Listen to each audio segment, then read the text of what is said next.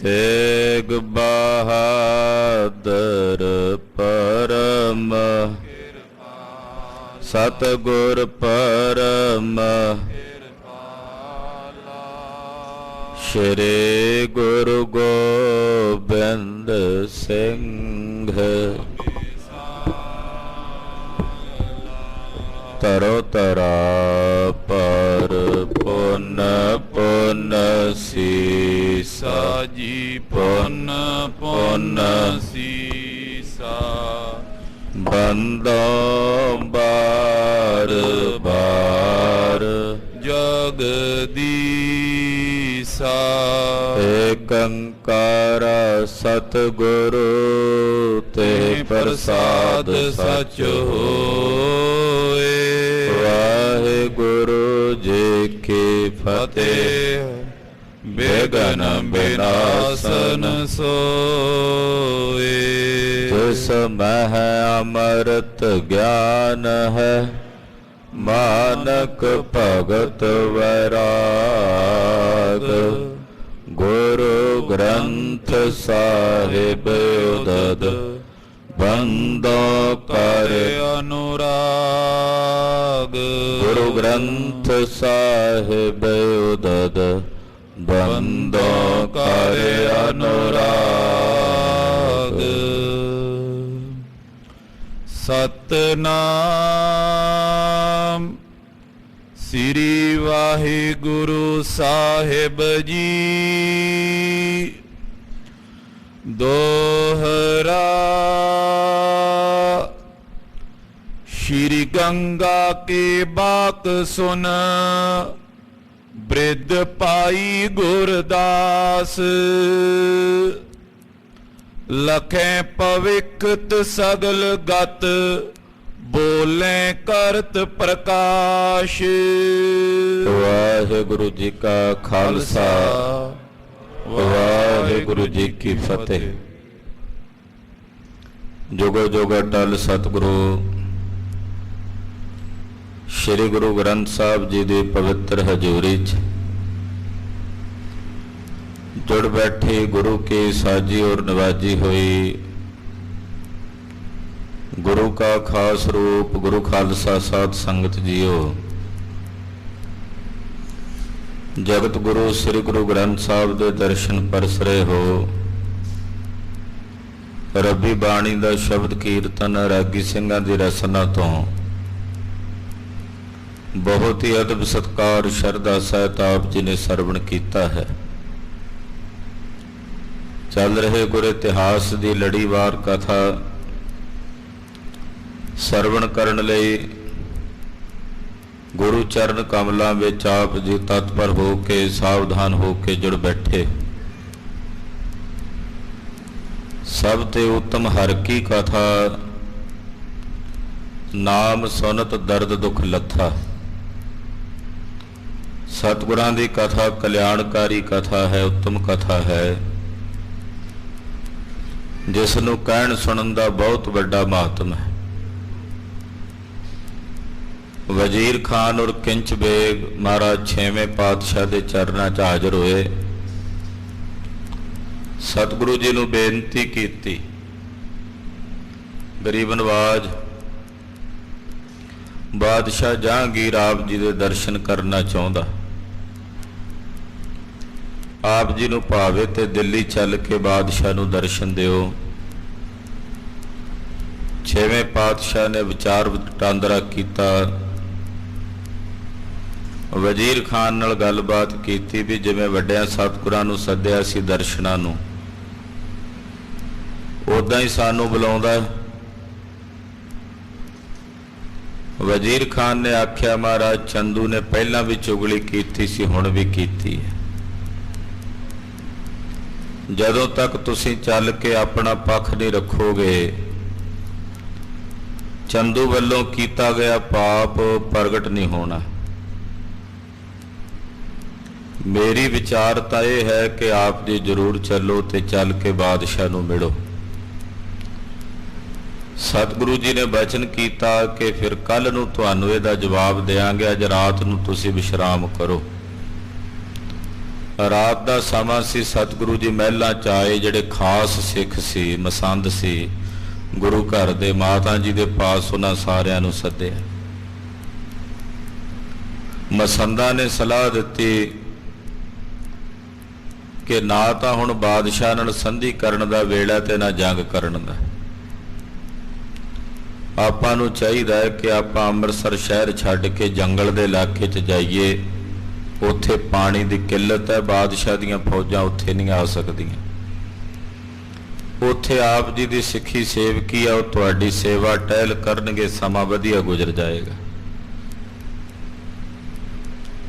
ਪਰ ਲਾਗਿਓ ਬਾਬਾ ਬਿਧੀ ਚੰਦ ਸਾਹਿਬ ਭਾਈ ਪੁਰਾਣਾ ਜੀ ਹੋਣੀ ਬੋਲੇ, ਮਹਾਰਾਜ ਏਦਾਂ ਕਿਵੇਂ ਆਪਣਾ ਨਗਰ ਛੱਡ ਜਾਈਏ? ਬਾਦਸ਼ਾਹ ਦੀ ਫੌਜ ਆਵੇ ਚੜ ਕੇ ਤੇ ਆਪਣੇ ਸੂਰਮੇ ਵੀ ਅੱਗੋਂ ਜਾ ਕੇ ਟੱਕਰਨ ਤੇ ਰਣ ਭੂਮੀ 'ਚ ਜੰਗ ਯੁੱਧ ਹੋਵੇ, ਫੇਰ ਹੀ ਫੈਸਲਾ ਹੋਵੇਗਾ ਵੀ ਜਾਣਾ ਕਿ ਨਹੀਂ ਜਾਣਾ। ਏਦਾਂ ਲੜੇ ਬਿਨਾ ਆਪਣਾ ਨਗਰ ਛੱਡ ਕੇ ਜਾਣਾ ਮਹਾਰਾਜ, ਇਹ ਤਾਂ ਸਾਨੂੰ ਨਹੀਂ ਸੋਭਦਾ।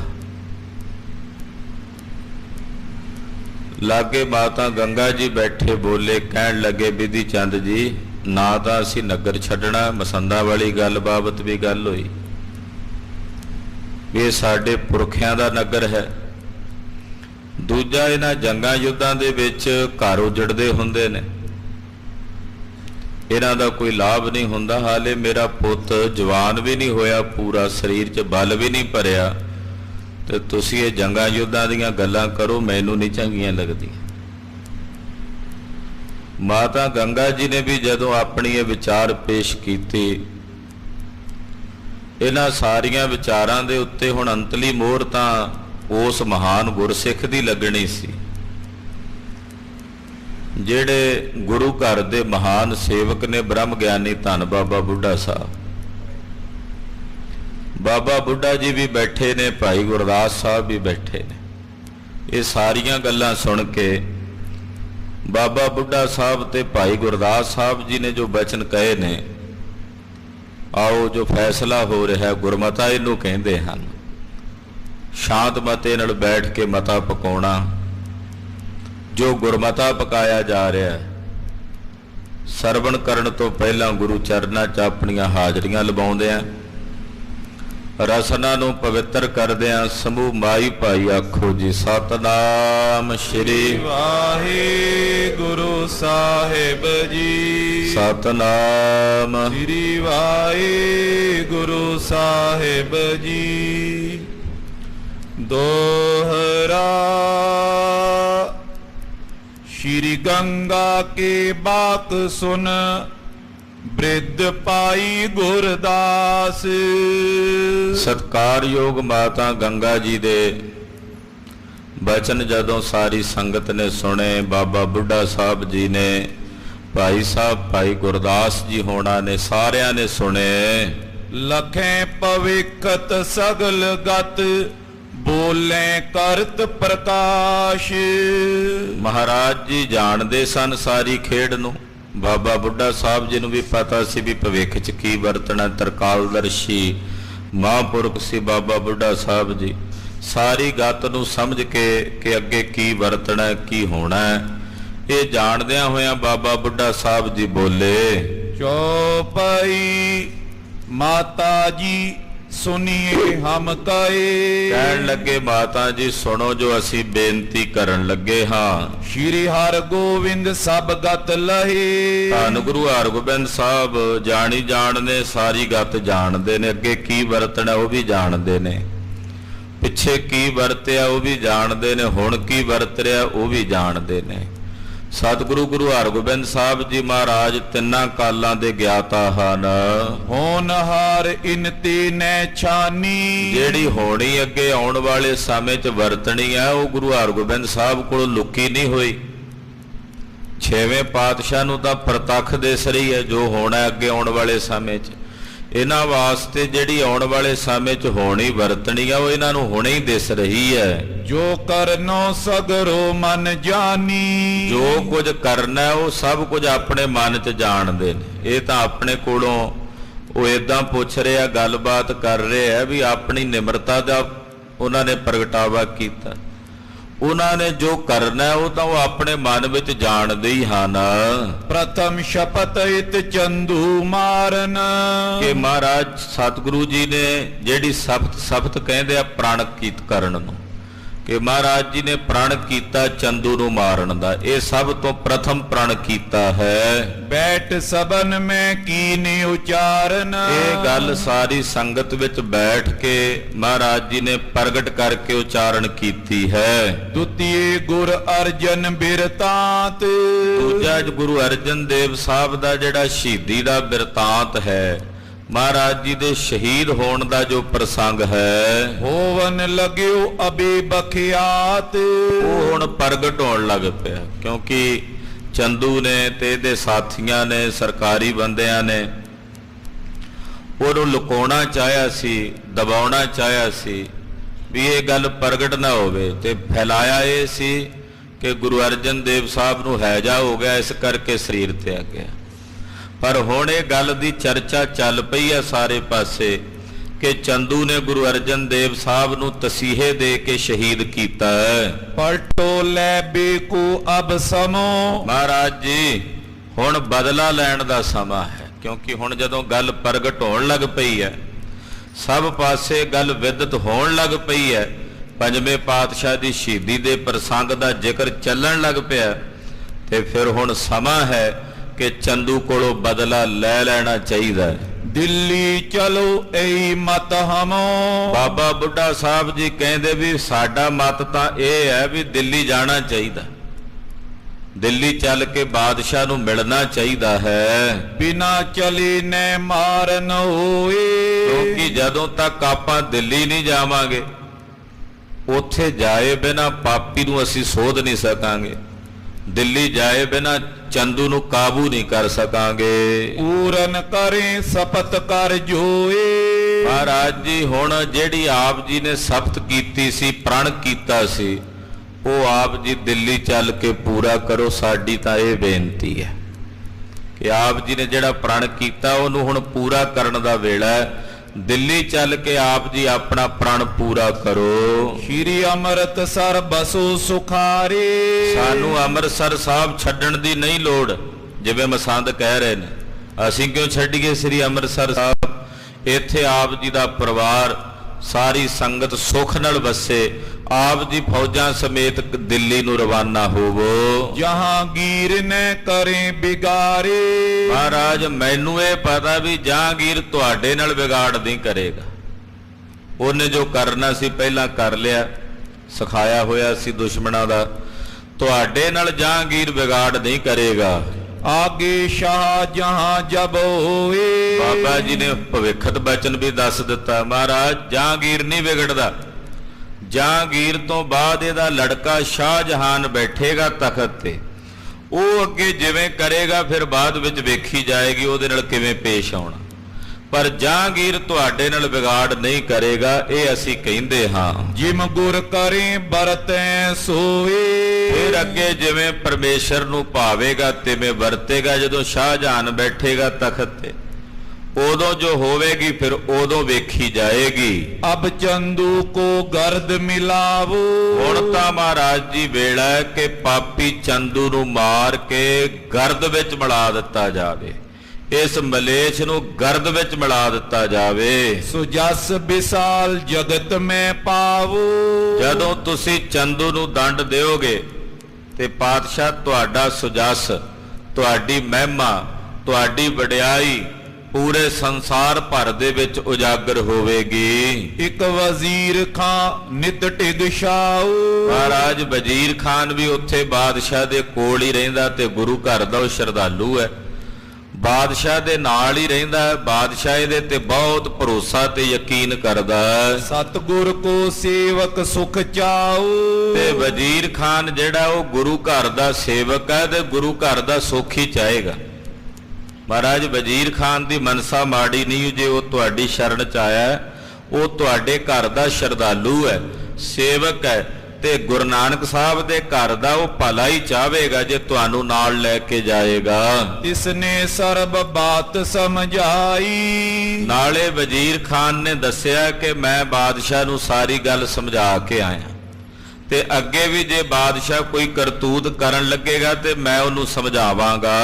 ਚਲੇ ਗੁਰੂ ਚੰਦੂ ਲੇਕਾਈ। ਮਹਾਰਾਜ ਵਜ਼ੀਰ ਖਾਨ ਵੀ ਇਹ ਕਹਿੰਦਾ ਵੀ ਸਤਿਗੁਰੂ ਜੀ ਚੱਲ ਪੈਣ ਇੱਕ ਵਾਰੀ ਦਿੱਲੀ ਜਾ ਕੇ ਪਾਪੀ ਚੰਦੂ ਨੂੰ ਨਕੇਲ ਪਾ ਲੈਣ। ਜਹਾਂਗੀਰ ਚੈ ਫਰਜ਼ ਉਤਾਰਾ। ਵਜ਼ੀਰ ਖਾਨ ਦੀਆਂ ਗੱਲਾਂ ਤੋਂ ਮਹਾਰਾਜ ਜੀ ਇਹ ਵੀ ਅੰਦਾਜ਼ਾ ਲੱਗਾ ਹੈ ਕਿ ਜਹਾਂਗੀਰ ਬਾਦਸ਼ਾਹ ਆਪਣਾ ਇਹ ਪਾਪ ਧੋਣਾ ਚਾਹੁੰਦਾ ਚੰਦੂ ਨੂੰ ਤੁਹਾਡੇ ਹਵਾਲੇ ਕਰਕੇ। ਉਹ ਚਾਹੁੰਦਾ ਹੈ ਵੀ ਕਿਸੇ ਤਰੀਕੇ ਸਾਰਾ ਦੋਸ਼ ਚੰਦੂ ਦੇ ਸਿਰ ਤੇ ਹੈ, ਵੀ ਚੰਦੂ ਨੂੰ ਗੁਰੂ ਸਾਹਿਬ ਦੇ ਹਵਾਲੇ ਕਰਕੇ ਮੈਂ ਰਾਜਨੀਤਿਕ ਤੌਰ ਤੇ ਸੁਰਖਰੂ ਹੋ ਜਾਵਾਂਗਾ ਕਿ ਮੈਨੂੰ ਤਾਂ ਪਤਾ ਹੀ ਨਹੀਂ ਸੀ ਕੁਝ। ਚੰਦੂ ਨੇ ਗੁਨਾਹ ਕੀਤਾ, ਮੈਂ ਉਹ ਗੁਰੂ ਜੀ ਦੇ ਹਵਾਲੇ ਕਰ ਦਿੱਤਾ, ਉਹਨਾਂ ਨੇ ਸਜ਼ਾ ਦੇ ਦਿੱਤੀ ਹੈ। ਵਜ਼ੀਰ ਖਾਨ ਦੀਆਂ ਗੱਲਾਂ ਤੋਂ ਮਹਾਰਾਜ ਜੀ ਮੈਨੂੰ ਇਹ ਅੰਦਾਜ਼ਾ ਹੋਇਆ, ਬਾਬਾ ਬੁੱਢਾ ਸਾਹਿਬ ਜੀ ਕਹਿੰਦੇ ਕਿ ਬਾਦਸ਼ਾਹ ਜਹਾਂਗੀਰ ਵੀ ਉਹ ਆਪਣਾ ਫਰਜ਼ ਉਤਾਰਨਾ ਚਾਹੁੰਦਾ ਹੈ। ਲਿਓ ਪਲਟਾ ਜਿਸਨੇ ਗੁਰ ਮਾਰਾ। ਜਿਸ ਪਾਪੀ ਚੰਦੂ ਨੇ ਸਤਿਗੁਰੂ ਪੰਜਵੇਂ ਪਾਤਸ਼ਾਹ ਨੂੰ ਸ਼ਹੀਦ ਕੀਤਾ, ਮਹਾਰਾਜ ਉਹਦੇ ਕੋਲੋਂ ਬਦਲਾ ਲਵੋ, ਉਸ ਮਲੇਸ਼ ਨੂੰ ਮਾਰੋ, ਇਹੀ ਸਾਰੀ ਸੰਗਤ ਦੀ ਇੱਛਾ ਹੈ। ਨੈ ਆਚੇ ਕੁਛ ਕਰਨ ਬਖੇਰਾ। ਮਹਾਰਾਜ ਹਾਲੇ ਜੰਗ ਯੁੱਧ ਕਰਨ ਦਾ ਵੇਲਾ ਨਹੀਂ ਹੈ, ਹਾਲੇ ਜੰਗ ਦੀ ਲੋੜ ਹੀ ਨਹੀਂ। ਅੱਗੇ ਜੰਗ ਹੋਣੇ ਨੇ ਜਦੋਂ ਸ਼ਾਹਜਹਾਨ ਨੇ ਤਖਤ ਤੇ ਬੈਠਣਾ, ਪਰ ਹਾਲੇ ਫਿਲਹਾਲ ਜੰਗ ਕੀਤੇ ਬਿਨਾ ਸਰ ਸਕਦਾ ਹੈ। ਤੇ ਬੰਦੇ ਨੂੰ ਲੜਾਈ ਉਦੋਂ ਤੱਕ ਟਾਲਣੀ ਚਾਹੀਦੀ ਹੈ ਜਦੋਂ ਤੱਕ ਲੜਾਈ ਬਿਨਾ ਸਰਦਾ ਹੋਵੇ। ਅਖੀਰ ਨੂੰ ਜਦੋਂ ਨਾ ਸਰਦਾ ਹੋਵੇ, ਸਾਰੇ ਹਿੱਲੇ ਵਸੀਲੇ ਮੁੱਕ ਜਾਂਦੇ ਆ, ਫਿਰ ਤਾਂ ਲੜਨਾ ਵਾਜਬ ਹੁੰਦਾ ਹੀ ਹੁੰਦਾ ਨਾ, ਫਿਰ ਤਾਂ ਸ਼ਸਤਰ ਚੁੱਕਣੇ ਵਾਜਬ ਹੀ ਵਾਜਬ ਨੇ, ਫਿਰ ਤਾਂ ਹੋਰ ਕੋਈ ਰਸਤਾ ਹੀ ਨਹੀਂ ਹੁੰਦਾ। ਤੋ ਮਹਾਰਾਜ ਹਾਲੇ ਆਪਾਂ ਨੂੰ ਵਿਗਾੜ ਕਰਨ ਦੀ ਲੋੜ ਨਹੀਂ, ਹਾਲੇ ਬਾਦਸ਼ਾਹ ਨਾਲ ਜੰਗ ਕਰਨ ਦੀ ਲੋੜ ਨਹੀਂ। ਬਿਗਰੇ ਪਰ ਹੈ ਜੰਗ ਬਡੇਰਾ। ਜੇ ਆਪਾਂ ਹੁਣੇ ਹੀ ਵਿਗਾੜ ਸ਼ੁਰੂ ਕਰ ਲਿਆ ਵੀ ਅਸੀਂ ਨਹੀਂ ਆਉਂਦੇ, ਕਹਿ ਦਿਓ ਬਾਦਸ਼ਾਹ ਨੂੰ, ਤੇ ਸੁਭਾਵਕ ਹੈ ਬਾਦਸ਼ਾਹ ਫੌਜ ਭੇਜੇਗਾ। ਹਾਲੇ ਤਾਂ ਆਪਾਂ ਜਾ ਕੇ ਉੱਥੇ ਗੱਲਬਾਤ ਕਰ ਸਕਦੇ ਹਾਂ, ਮਿਲਣਾ ਗਿਲਣਾ, ਫੇਰ ਹੀ ਅੱਗੇ ਜਾ ਕੇ ਪਤਾ ਲੱਗੇਗਾ ਵੀ ਉਹਨਾਂ ਦੀ ਮਨਸਾ ਕੀ ਹੈ। ਪਰ ਇੱਥੇ ਬੈਠੇ ਜੇ ਆਪਾਂ ਵਿਗਾੜ ਕੀਤਾ ਤੇ ਉਹ ਫੌਜ ਭੇਜੇਗਾ, ਜਿਹਦੇ ਨਾਲ ਫਿਰ ਜੰਗ ਯੁੱਧ ਦੇ ਆਸਾਰ ਬਣਨਗੇ। ਕੌਣ ਕਾਜਿਤ ਕਰੋ ਬਿਖਾਦਾ। ਹਾਲੇ ਏਡੀ ਵੱਡੀ ਕੋਈ ਗੱਲ ਨਹੀਂ ਕਿ ਆਪਾਂ ਲੜਾਈ ਸ਼ੁਰੂ ਕਰੀਏ, ਜੰਗ ਸ਼ੁਰੂ ਕਰੀਏ। ਆਉਣ ਵਾਲੇ ਸਮੇਂ ਦੇ ਵਿੱਚ ਇਹ ਸਭ ਕੁਝ ਹੋ ਹੀ ਜਾਣਾ, ਪਰ ਜਿੰਨੇ ਚਿਰ ਤਾਈਂ ਹਾਲੇ ਆਪਾਂ ਟਾਲ ਸਕਦੇ ਆ ਇਹ ਮਸਲਾ, ਗੱਲਬਾਤ ਨਾਲ ਕੋਈ ਹੱਲ ਹੁੰਦਾ ਹੋਵੇ ਤਾਂ ਪਹਿਲਾਂ ਕਰ ਲੈਣਾ ਚਾਹੀਦਾ ਹੈ। ਅਸ ਕੀ ਜੇ ਜਿਮ ਹੋਏ ਐਲਾਦਾ। ਮਹਾਰਾਜ ਐਸਾ ਇਹ ਕਰਮ ਆਪ ਜੀ ਕਰੋ ਵੀ ਚੰਦੂ ਮਾਰਿਆ ਜਾਏ, ਉਸ ਤੋਂ ਬਾਅਦ ਜੇ ਲੜਨਾ ਵੀ ਪਵੇ, ਜੰਗ ਵੀ ਲੜਨਾ ਪਵੇ, ਉਹ ਬਾਅਦ ਦੀਆਂ ਗੱਲਾਂ ਮਹਾਰਾਜ ਲੜ ਲਿਓ। ਪਰ ਪਹਿਲਾਂ ਜੇ ਬਾਦਸ਼ਾਹ ਦੀ ਕਚਹਿਰੀ 'ਚ ਚੰਦੂ ਨੂੰ ਝੂਠਾ ਸਾਬਤ ਕਰਕੇ ਉਹਨੂੰ ਨਕੇਲ ਪਾ ਕੇ ਉਹਦੀ ਕਚਹਿਰੀ 'ਚੋਂ ਹੀ ਉਹਦੀਆਂ ਮੁਸ਼ਕਾਂ ਬੰਨ੍ਹ ਕੇ ਲਿਆਂਦਾ ਜਾਵੇ, ਮਹਾਰਾਜ ਇਹ ਵੀ ਇੱਕ ਵੱਖਰਾ ਹੀ ਪ੍ਰਤਾਪ ਗੁਰੂ ਘਰ ਦਾ ਸੰਸਾਰ 'ਚ ਪ੍ਰਗਟ ਹੋਵੇਗਾ ਕਿ ਬਾਦਸ਼ਾਹ ਦਾ ਖਾਸ ਦੀਵਾਨ ਜਿਹਦਾ ਹੁਕਮ ਪੂਰੇ ਹਿੰਦੁਸਤਾਨ 'ਚ ਚੱਲਦਾ ਹੋਵੇ, ਬਾਦਸ਼ਾਹ ਦੀ ਕਚਹਿਰੀ 'ਚ ਹੀ ਉਹਨੂੰ ਝੂਠਾ ਤੇ ਦੋਸ਼ੀ ਸਾਬਤ ਕਰਕੇ ਉਹਨੂੰ ਨਕੇਲ ਪਾਉਣੀ, ਮਹਾਰਾਜ ਇਹ ਬੜੀ ਵੱਡੀ ਗੱਲ ਹੋਵੇਗੀ। ਜੰਗ ਤਾਂ ਆਪਾਂ ਲੜ ਹੀ ਲਵਾਂਗੇ ਬਾਅਦ ਵਿੱਚ, ਪਰ ਉਸ ਤੋਂ ਪਹਿਲਾਂ ਜੇ ਤੁਸੀਂ ਇਹ ਖੁਸ਼ੀ ਵਾਲਾ ਕੰਮ ਕਰੋ, ਇਹਦੇ ਨਾਲ ਸਾਰੀ ਸੰਗਤ ਨੂੰ ਅਹਿਲਾਦ ਹੋਵੇਗਾ। ਸ਼੍ਰੀ ਅਰਜਨ ਸਭ ਅੰਤਰ ਜਾਮੀ। ਮਹਾਰਾਜ ਧੰਨ ਗੁਰੂ ਅਰਜਨ ਦੇਵ ਸਾਹਿਬ ਅੰਤਰਜਾਮੀ ਸਨ, ਉਹ ਜਾਣੀ ਜਾਣ ਸਭ ਕੁਝ ਜਾਣਦੇ ਸੀ। ਚਾਹੇ ਸੋ ਕਰੇ ਜਗਤ ਕੇ ਸੁਆਮੀ। ਉਹ ਜੋ ਚਾਹੇ ਕਰ ਸਕਣ ਦੀ ਸਮਰੱਥਾ ਰੱਖਦੇ ਨੇ, ਅੰਤਰਜਾਮੀ ਨੇ, ਸਭ ਦੇ ਦਿਲਾਂ ਦੀਆਂ ਬੁੱਝਦੇ ਨੇ। ਸਮੋ ਜਾਨ ਤਨ ਤਜਬੇ ਆਵਾ। ਉਹਨਾਂ ਨੇ ਵੇਖਿਆ ਕਿ ਸਾਡੇ ਸਰੀਰ ਤਿਆਗਣ ਦਾ ਸਮਾਂ, ਜੇ ਅਸੀਂ ਅੰਮ੍ਰਿਤਸਰ ਸ਼ਹਿਰ 'ਚ ਵੀ ਬੈਠੇ ਇੱਥੇ ਵੀ ਤਿਆਗ ਹੀ ਦੇਣਾ, ਤੇ ਜੇ ਲਾਹੌਰ ਜਾ ਕੇ ਸ਼ਹੀਦੀ ਪਾ ਕੇ ਸਰੀਰ ਤਿਆਗਾਂਗੇ ਤਾਂ ਵੀ ਤਿਆਗਣਾ। ਉਹਨਾਂ ਨੇ ਜਦੋਂ ਵੇਖਿਆ ਕਿ ਉਹਨਾਂ ਦੇ ਸਰੀਰ ਤਿਆਗਣ ਦਾ ਵੇਲਾ ਹੈ, ਦੇ ਚੰਦੂ ਸਿਰ ਦੋਸ਼ ਬਡੇਰਾ। ਉਹਨਾਂ ਨੇ ਇਹ ਦੋਸ਼ ਚੰਦੂ ਦੇ ਸਿਰ ਦਿੱਤਾ, ਸ਼ਹੀਦੀ ਪ੍ਰਾਪਤ ਕੀਤੀ ਤਾਂ ਜੋ ਮੁਰਦਿਆਂ 'ਚ ਜਿੰਦ ਬਹਿ ਸਕੇ। ਲੋਕਾਂ ਦੇ ਅੰਦਰ ਇੱਕ ਪ੍ਰਕਾਰ ਦੀ ਕ੍ਰਾਂਤੀ ਪੈਦਾ ਹੋ ਸਕੇ। ਉਹਨਾਂ ਨੇ ਚੰਦੂ ਦੇ ਸਿਰ ਤੇ ਦੋਸ਼ ਦੇ ਕੇ ਤਨ ਤਿਆਗਿਆ। ਗਏ ਬੈਕੁੰਠ ਮੁਕੰਦ ਸੁਚੰਦੇ, ਔਰ ਸੁਛੰਦ ਸੁਤੰਤਰ ਹੋ ਕੇ ਧੰਨ ਗੁਰੂ ਅਰਜਨ ਦੇਵ ਸਾਹਿਬ ਆਪਣੇ ਨਿਜ ਘਰ ਬੈਕੁੰਠ ਨੂੰ ਚਲੇ ਗਏ। ਨਹੀਂ ਪਰਤੰਤਰ ਰੂਪੇ ਆਨੰਦੇ, ਉਹਨਾਂ ਦਾ ਰੂਪ ਅਨੰਤ ਹੈ, ਆਨੰਦਤ ਹੈ। ਉਹ ਕਦੇ ਪਰਤੰਤਰ ਨਹੀਂ, ਕਿਸੇ ਦੇ ਅਧੀਨ ਨਹੀਂ ਹਨ। ਪੰਚੋਂ ਸਤ ਗੁਰ ਕੇ ਅਬ ਰੂਪ, ਮਹਾਰਾਜ ਉਹਨਾਂ ਪੰਜਾਂ ਸਤਿਗੁਰਾਂ ਦਾ ਰੂਪ ਇਸ ਵਕਤ ਤੁਸੀਂ ਛੇਵੇਂ ਜਾਮੇ ਚ ਸ਼ੋਭਨੀਕ ਹੋ। ਪੰਜੋਂ ਸਤਿਗੁਰਾਂ ਦਾ ਤੁਸੀਂ ਰੂਪ ਹੋ, ਛੇਵੇਂ ਰੂਪ ਹੋ। ਸ਼੍ਰੀ ਹਰਿਗੋਬਿੰਦ ਜੋਤੇ ਅਨੂਪ, ਇਹ ਗੁਰੂ ਹਰਗੋਬਿੰਦ ਸਾਹਿਬ ਉਸੇ ਮਹਾਨ ਜੋਤ ਨੂੰ ਤੁਹਾਡੇ ਅੰਦਰ ਗੁਰੂ ਅਰਜਨ ਦੇਵ ਸਾਹਿਬ ਨੇ ਰੱਖਿਆ, ਜਿਹੜੀ ਜੋਤ ਗੁਰੂ ਰਾਮਦਾਸ ਸਾਹਿਬ ਨੇ ਉਹਨਾਂ ਵਿੱਚ ਧਰੀ ਸੀ, ਜਿਹੜੀ ਜੋਤ ਗੁਰੂ ਅਮਰਦਾਸ ਸਾਹਿਬ ਨੇ ਗੁਰੂ ਰਾਮਦਾਸ ਸਾਹਿਬ ਵਿੱਚ ਰੱਖੀ, ਜਿਹੜੀ ਜੋਤ ਗੁਰੂ ਅੰਗਦ ਦੇਵ ਸਾਹਿਬ ਨੇ ਗੁਰੂ ਅਮਰਦਾਸ ਸਾਹਿਬ 'ਚ ਰੱਖੀ ਤੇ ਗੁਰੂ ਨਾਨਕ ਸਾਹਿਬ ਨੇ ਗੁਰੂ ਅੰਗਦ ਸਾਹਿਬ 'ਚ ਰੱਖੀ, ਉਹੀ ਜੋਤ ਮਹਾਰਾਜ ਇਸ ਵਕਤ ਆਪ ਜੀ ਵਿੱਚ ਬਿਰਾਜਮਾਨ ਹੈ। ਜਿਮ ਚਾਹੇ ਇਹ ਕਰੇ ਗੁਸਾਈ, ਮਹਾਰਾਜ ਜਿਵੇਂ ਤੁਸੀਂ ਚਾਹੋ। ਸੰਗਤ ਵਿੱਚ ਕਹਿ ਰਹੇ ਨੇ ਬਾਬਾ ਬੁੱਢਾ ਸਾਹਿਬ, ਸਿੱਖੋ ਸਤਿਗੁਰੂ ਜੋ ਚਾਹੇ ਮਰਜ਼ੀ ਕਰ ਸਕਦੇ ਆ, ਇਹ ਜੋ ਚਾਹੇ ਮਰਜ਼ੀ ਬਣਤ ਬਣਾ ਸਕਦੇ ਹਨ। ਸਭ ਪਰ ਬਲੀ ਚਿੰਤਨੈ ਕਾਈ, ਗੁਰੂ ਹਰਗੋਬਿੰਦ ਸਾਹਿਬ ਸਭ ਤੇ ਬਲੀ ਨੇ, ਇਸ ਕਰਕੇ ਮਨ 'ਚ ਚਿੰਤਾ ਕਰਨ ਦੀ ਲੋੜ ਨਹੀਂ, ਫਿਕਰ ਕਰਨ ਦੀ ਲੋੜ ਨਹੀਂ ਵੀ ਜੇ ਦਿੱਲੀ ਗਏ ਕੀ ਹੋਵੇਗਾ, ਕੀ ਬਣੇਗਾ। ਕਹਿੰਦੇ ਇਸ ਗੱਲ ਦੀ ਫਿਕਰ ਦੀ ਲੋੜ ਨਹੀਂ। ਸਤਿਗੁਰੂ ਛੇਵੇਂ ਪਾਤਸ਼ਾਹ ਸਭ ਦੇ ਸਿਰਾਂ ਤੇ ਬਲੀ ਹਨ। ਮਹਾ ਪ੍ਰਤਾਪਵੰਤ ਰਣ ਤੀਰ, ਮਹਾਨ ਪ੍ਰਤਾਪਵੰਤ ਨੇ, ਔਰ ਰਣ ਭੂਮੀ 'ਚ ਮਹਾਨ ਧੀਰਜ ਨੂੰ ਧਾਰਨ ਕਰਕੇ ਲੜਨ ਵਾਲੇ ਦਲ ਭੰਜਨ ਗੁਰ ਸੂਰਬੇ ਹਨ। ਇਨਕੀ ਸਾਹਮਣੇ ਅਪਰ ਸਰੀਰ, ਇਹਨਾਂ ਦੇ ਸਮਾਨ ਕੋਈ ਦੂਸਰਾ ਬਲੀ, ਕੋਈ ਦੂਸਰਾ ਸੂਰਮਾ ਪੂਰੇ ਸੰਸਾਰ ਭਰ ਵਿੱਚ ਨਜ਼ਰ ਨਹੀਂ ਆਉਂਦਾ। ਇਸ ਪ੍ਰਕਾਰ ਜਬ ਬ੍ਰਿਧ ਨੇ ਕਹਿਓ, ਬ੍ਰਹਮ ਗਿਆਨੀ ਧੰਨ ਬਾਬਾ ਬੁੱਢਾ ਸਾਹਿਬ ਜੀ ਨੇ ਜਦੋਂ ਇਹ ਸਾਰੇ ਬਚਨ ਸੰਗਤ ਵਿੱਚ ਕਹੇ, ਸ਼੍ਰੀ ਗੰਗਾ ਨੀਕੋ ਮੰਨ ਲਿਓ। ਮਾਤਾ ਗੰਗਾ ਜੀ ਨੇ, ਹੁਣ ਬਾਬਾ ਜੀ ਦੇ ਬਚਨ ਤਾਂ ਸਾਰਾ ਪੰਥ ਮੰਨਦਾ ਸੀ, ਮਾਤਾ ਜੀ ਨੇ ਕੋ ਹੱਥ ਜੋੜੇ ਤੇ 7 ਬਚਨ ਕਿਹਾ, ਬਾਬਾ ਜੀ ਜਿਵੇਂ ਆਪ ਜੀ ਕਹਿੰਦੇ ਹੋ 7 ਬਚਨ। ਜੇ ਬਾਬਾ ਜੀ ਨੇ ਕਹਿ ਦਿੱਤਾ ਵੀ ਦਿੱਲੀ ਜਾਣਾ ਹੈ, ਤੇ ਫਿਰ ਮਾਤਾ ਜੀ ਨੂੰ ਪਤਾ ਸੀ ਵੀ ਵੱਡੇ ਨੇ, ਇਹਨਾਂ ਦਾ ਅਦਬ ਵੱਡੇ ਸਤਿਗੁਰੂ ਜੀ ਵੀ ਰੱਖਦੇ ਰਹੇ ਹੈ, ਤੇ ਇਹ ਤ੍ਰਿਕਾਲਦਰਸ਼ੀ ਮਹਾਂਪੁਰਖ ਵੀ ਨੇ, ਇਹਨਾਂ ਨੂੰ ਆਉਣ ਵਾਲੇ ਸਮੇਂ ਦਾ ਵੀ ਬੋਧ ਹੈ। ਜੇ ਉਹ ਕਹਿ ਰਹੇ ਨੇ ਫਿਕਰ ਕਰਨ ਦੀ ਲੋੜ ਨਹੀਂ, ਦਿੱਲੀ ਜਾਣਾ ਚਾਹੀਦਾ, ਤੇ ਫਿਰ ਸਾਨੂੰ ਸਾਰਿਆਂ ਦਾ ਇਹ ਧਰਮ ਬਣਦਾ ਵੀ 7 ਬਚਨ ਕਹਿ ਕੇ ਬਾਬਾ ਜੀ ਦੇ ਬਚਨ ਮੰਨੀਏ। ਤੋ ਸਤਿਕਾਰਯੋਗ ਮਾਤਾ ਗੰਗਾ ਜੀ ਨੇ ਬਾਬਾ ਜੀ ਦੇ ਬਚਨ 7 ਕਰਕੇ ਮੰਨੇ ਹਨ। ਸਤਿਗੁਰ ਮੰਦ ਮੰਦ ਮੁਸਕਾਏ, ਧੰਨ ਗੁਰੂ ਹਰਗੋਬਿੰਦ ਸਾਹਿਬ ਜੀ ਮੁਸਕਰਾਏ ਨੇ। ਜਦੋਂ ਸਾਰੀਆਂ ਗੱਲਾਂ ਬਾਤਾਂ ਸੁਣੀਆਂ, ਬਾਬਾ ਜੀ ਦੇ ਬਚਨ ਸੁਣੇ, ਤੋ ਮਹਾਰਾਜ ਜੀ ਥੋੜਾ ਜਿਹਾ ਮੁਸਕਰਾਏ ਬੁੱਲਾਂ ਵਿੱਚ। ਕਹਿਓ ਕਿ ਚਹਿਸ ਦੁਸ਼ਟ ਮਰਵਾਏ, ਮਹਾਰਾਜ ਜੀ ਕਹਿੰਦੇ ਬਾਬਾ ਜੀ ਸਾਡੇ ਨਾਲੋਂ ਕਾਹਲੇ ਜ਼ਿਆਦਾ ਤੁਸੀਂ ਉਸ ਦੁਸ਼ਟ ਨੂੰ ਮਰਵਾਉਣਾ ਚਾਹੁੰਦੇ ਹੋ, ਚੰਦੂ ਨੂੰ। ਮਹਾਰਾਜ ਜੀ ਮੁਸਕਰਾ ਕੇ ਕਹਿੰਦੇ, ਬਾਬਾ ਜੀ ਸਾਡੇ ਨਾਲੋਂ ਜ਼ਿਆਦਾ ਉਤਾਵਲੇ ਹੋ ਤੁਸੀਂ ਉਸ ਪਾਪੀ ਚੰਦੂ ਨੂੰ ਮਾਰਨ ਵਾਸਤੇ। ਬ੍ਰਿਧ ਕੋ ਕਹਿਓ ਨਾ ਫੇਰੈ ਕੋਈ, ਬਾਬਾ ਬੁੱਢਾ ਸਾਹਿਬ ਜੀ ਦਾ ਬਚਨ ਹੁਣ ਕੋਈ ਨਹੀਂ ਸੀ ਮੋੜਦਾ, ਕਿਉਂਕਿ ਖੁਦ ਗੁਰੂ ਨਾਨਕ ਸਾਹਿਬ ਨੇ ਕਿਹਾ ਸੀ, ਬਾਬਾ ਬੁੱਢਾ ਜੀ ਤੁਹਾਡਾ ਬਚਨ ਅਸੀਂ ਵੀ ਨਹੀਂ ਮੋੜ ਸਕਾਂਗੇ। ਇੱਕ ਬਚਨ ਕੀਤਾ, ਤੇਰੀਆਂ ਅੱਖਾਂ ਤੋਂ ਓਲੇ ਨਾ ਹੋਸਾਂ। ਦੂਜਾ ਬਚਨ ਕੀਤਾ ਕਿ ਤੁਹਾਡਾ ਬਚਨ ਅਸੀਂ ਵੀ ਨਹੀਂ ਮੋੜ ਸਕਾਂਗੇ। ਤੋ ਹੁਣ 6ਵੇਂ ਜਾਮੇ 'ਚ ਫਿਰ ਮਹਾਰਾਜ ਕਿਵੇਂ ਬਚਨ ਮੋੜਦੇ, ਜੇ ਪਹਿਲੇ ਜਾਮੇ 'ਚ ਬਚਨ ਕਹੇ ਨੇ। ਕਹਿਣ ਲੱਗੇ ਵੀ ਬਾਬਾ ਬੁੱਢਾ ਸਾਹਿਬ ਜੀ ਦਾ ਬਚਨ ਕੋਈ ਨਹੀਂ ਮੋੜ ਸਕਦਾ। ਜਿਮ ਬਚ ਕਹੇ ਤਿਮ ਹੀ ਸਚ ਹੋਈ, ਕਿਉਂਕਿ ਬਾਬਾ ਜੀ ਨੇ ਜਿਵੇਂ ਬਚਨ ਕਹੇ ਨੇ ਉਸੇ ਤਰ੍ਹਾਂ ਹੀ ਸੱਚ ਹੋਵੇਗਾ। ਹੋਣਹਾਰ ਸੋ ਕਰੇ ਉਚਾਰੀ, ਜਿਹੜੀ ਹੋਣਹਾਰੀ ਹੈ, ਹੋਣੀ ਹੈ ਨਾ, ਉਹਨੇ ਇਹ ਸਾਰਾ ਢੰਗ ਤਰੀਕਾ ਬਣਾ ਲਿਆ। ਇਹ ਸਾਰੀ ਵਿਧ ਉਸੇ ਹੋਣੀ ਨੇ ਬਣਾਈ, ਤਾਂ ਤੇ ਜਾ ਕੇ ਚੰਦੂ ਨੇ ਚੁਗਲੀ ਕੀਤੀ। ਜੇ ਚੰਦੂ ਬੈਠਾ ਹੀ ਸੀ ਕਿੰਨੇ ਸਾਲਾਂ ਤੋਂ ਘਰ, ਮਹਾਰਾਜ ਜੀ ਦੀ ਸ਼ਹੀਦੀ ਤੋਂ ਬਾਅਦ, ਉਹ ਚੁਗਲੀ ਕਰਨ ਲੱਗਾ ਜਾ ਕੇ ਬਾਦਸ਼ਾਹ ਕੋਲ, ਤਾਂ ਇਹ ਵੀ ਹੋਣੀ ਨਹੀਂ ਕਰਵਾਈ, ਇਹ ਸਾਰੀ ਵਿਧ ਤਿਆਰ ਕੀਤੀ ਹੈ। ਜੋ ਉਚਰੇ ਸੋ ਹੋਵਨ ਹਾਰੀ। ਬਾਬਾ ਬੁੱਢਾ ਸਾਹਿਬ ਜੀ ਜੋ ਕਹਿੰਦੇ ਨੇ ਉਹੀ ਹੋਣੀ ਹੁੰਦੀ ਹੈ, ਜੋ ਇਹ ਕਹਿ ਦਿੰਦੇ ਨੇ ਉਹੀ ਆਉਣ ਵਾਲੇ ਸਮੇਂ 'ਚ ਹੁੰਦਾ ਹੈ।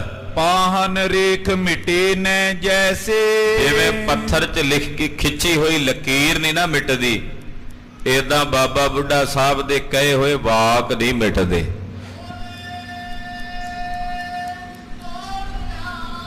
ਸਤਿ ਸ੍ਰੀ ਅਕਾਲ ਜੀ। ਗਜ ਰਦ ਨਿਕਸ ਨ ਪ੍ਰਵਸ਼ੇ ਕੈਸੇ।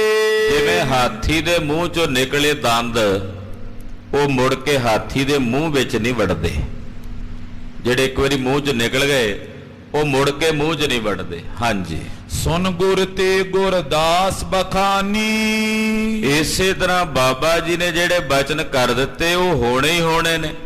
ਇਹ ਬਚਨ ਗੁਰੂ ਹਰਗੋਬਿੰਦ ਸਾਹਿਬ ਨੇ ਕਹੇ ਕਿ ਬਾਬਾ ਜੀ ਜੇ ਕਹਿ ਰਹੇ ਨੇ ਵੀ ਉੱਥੇ ਜਾਇਆ ਚੰਦੂ ਮਰੇਗਾ ਤੇ ਫਿਰ ਇਹ ਅਵਸ਼ ਹੋਵੇਗਾ, ਇਹ ਤਾਂ ਹੋ ਕੇ ਹੀ ਰਹੇਗਾ ਜੋ ਬਾਬਾ ਜੀ ਕਹਿ ਰਹੇ ਨੇ। ਜਦੋਂ 6ਵੇਂ ਪਾਤਸ਼ਾਹ ਨੇ ਬਾਬਾ ਜੀ ਦੀ ਵਡਿਆਈ 'ਚ ਬਚਨ ਕਹੇ ਤੇ ਲਾਗਿਓ ਮਹਾ ਵਿਦਵਾਨ ਮਹਾਂਪੁਰਖ ਭਾਈ ਸਾਹਿਬ ਭਾਈ ਗੁਰਦਾਸ ਸਾਹਿਬ ਜੀ ਬੋਲੇ ਕੋਲੋਂ ਕਹਿਣ ਲੱਗੇ, ਕਸ਼ਟ ਗੁਰਨ ਟਿਗ ਏ ਅਗਵਾਨੀ। ਕਹਿਣ ਲੱਗੇ ਮਹਾਰਾਜ ਕਿਉਂ ਨਾ ਬਾਬਾ ਜੀ ਦੇ ਬਚਨ ਸੱਚ ਹੋਣਗੇ। 6 ਗੁਰੂ ਸਹਿਬਾਨਾਂ ਦੇ ਸਨਮੁਖ ਤੁਸੀਂ 6ਵੇਂ ਜਾਮੇ 'ਚੋਂ, ਤੁਹਾਡੇ ਤੋਂ ਪਹਿਲਾਂ 5 ਜਾਮੇ ਮਹਾਰਾਜ ਗੁਰੂ ਨਾਨਕ ਸਾਹਿਬ ਤੋਂ ਗੁਰੂ ਅਰਜਨ ਸਾਹਿਬ ਤਾਈਂ 6 ਜਾਮਿਆਂ ਤੱਕ ਤੁਹਾਡੇ ਸਨਮੁਖ। ਸ਼ੁਭ ਮਤ ਇਨਸਮ ਕਿਸ ਕੀ ਕਹੀਏ। ਇਹ ਸੇਵਾ ਕਰਦੇ ਰਹੇ ਆ, ਇਹਨਾਂ ਜੈਸੀ ਸ਼ੁਭ ਮਤ ਦੱਸੋ ਹੋਰ ਕਿਹਦੀ ਰਹੀ ਹੈ। 6 ਜਾਮਿਆਂ ਵਿੱਚ ਗੁਰੂ ਘਰ ਦੀ ਅੱਗੇ ਹੋ ਕੇ ਸੇਵਾ ਟਹਿਲ ਕਰਨ ਵਾਲੇ ਬਾਬਾ ਬੁੱਢਾ ਸਾਹਿਬ ਵਰਗੀ ਸਦ ਬੁੱਧੀ, ਇਹਨਾਂ ਜੈਸੀ ਸੁਮਤ ਭਲਾ ਹੋਰ ਕਿਹਦੇ ਵਿੱਚ ਹੈ। ਨਿਪੁੰਨ ਜਿਤਿੰਦਰੀ ਮਨ ਬਸ ਲਈਏ। ਇਹ ਹਰ ਪੱਖ ਤੋਂ ਨਿਪੁੰਨ ਨੇ, ਸੰਪੂਰਨ ਨੇ। ਜਿਤੇਂਦਰੀਏ ਕਹੀਏ ਇੰਦਰੀਆਂ ਨੂੰ ਜਿੱਤਣ ਵਾਲੇ ਨੇ।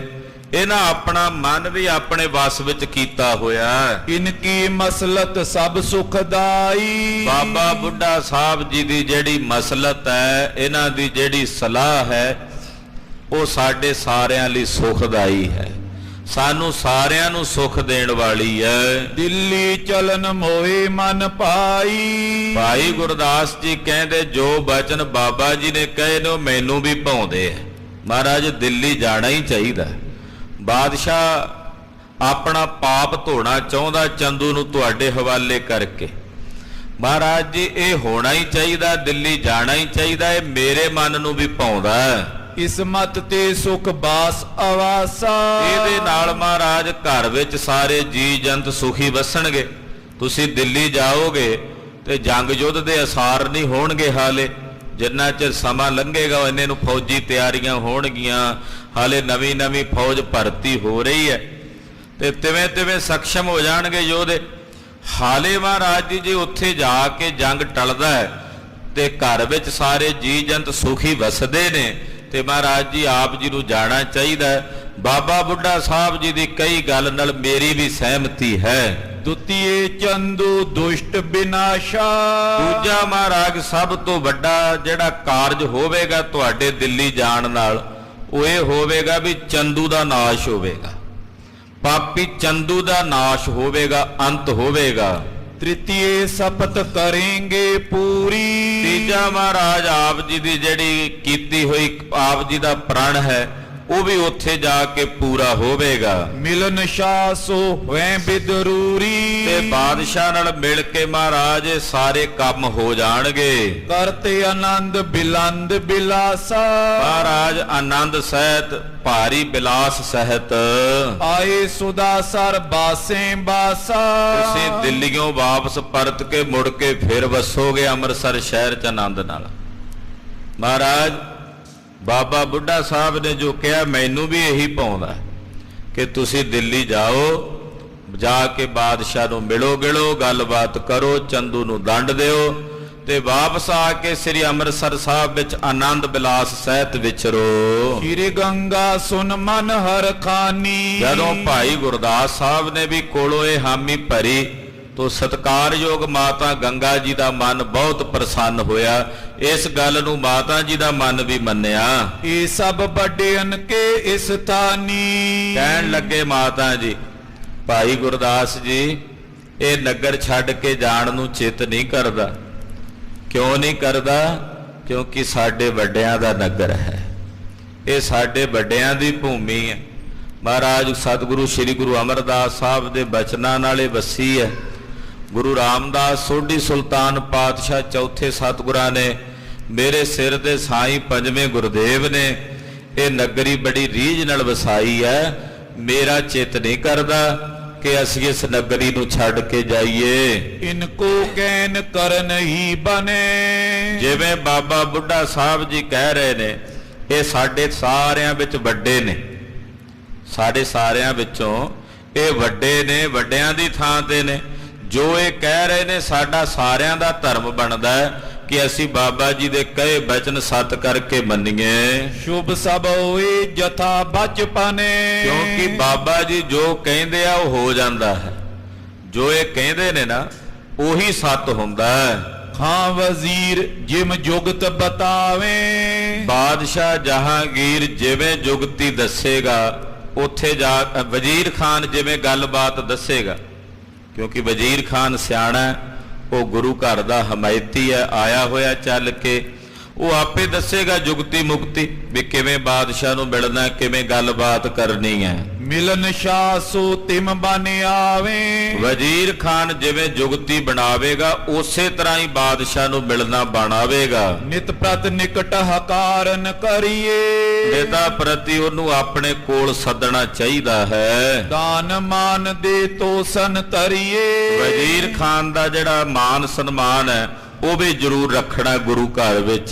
ਤੁਰਕਨ ਗਨ ਮੈਂ ਅਤ ਹਿਤਕਾਰੀ। ਕਿਉਂਕਿ ਤੁਰਕਾਂ ਦੇ ਸਮੁਦਾਇ ਵਿੱਚ ਕੇਵਲ ਇੱਕ ਵਜ਼ੀਰ ਖਾਨ ਤੇ ਉਹਦਾ ਇੱਕ ਸਾਥੀ ਕਿੰਚ ਬੇਗ, ਇਹੀ ਦੋ ਬੰਦੇ ਨੇ ਉੱਥੇ ਪੂਰੀ ਕਚਹਿਰੀ 'ਚ ਤੁਰਕਾਂ ਦੀ, ਜਿਹੜੇ ਗੁਰੂ ਘਰ ਦੀ ਹਮਾਇਤ ਕਰਦੇ ਆ, ਜਿਹੜੇ ਗੁਰੂ ਘਰ ਦੇ ਭਲੇ ਲਈ ਸੋਚਦੇ ਨੇ। ਬਾਕੀ ਸਭ ਮਲੇਛ ਇਕੱਠੇ ਹੋਏ ਨੇ ਚੰਦੂ ਦੇ ਨਾਲ ਦੇ। ਸਿਰਫ ਇਹੀ ਦੋ ਬੰਦੇ ਨੇ, ਵਜ਼ੀਰ ਖਾਨ ਔਰ ਉਹਦਾ ਅੱਗੇ ਇੱਕ ਅਹਿਲਕਾਰ ਹੈ ਕਿੰਚ ਬੇਗ, ਜਿਹੜੇ ਗੁਰੂ ਘਰ ਦੀ ਹਮਾਇਤ ਕਰਦੇ ਨੇ।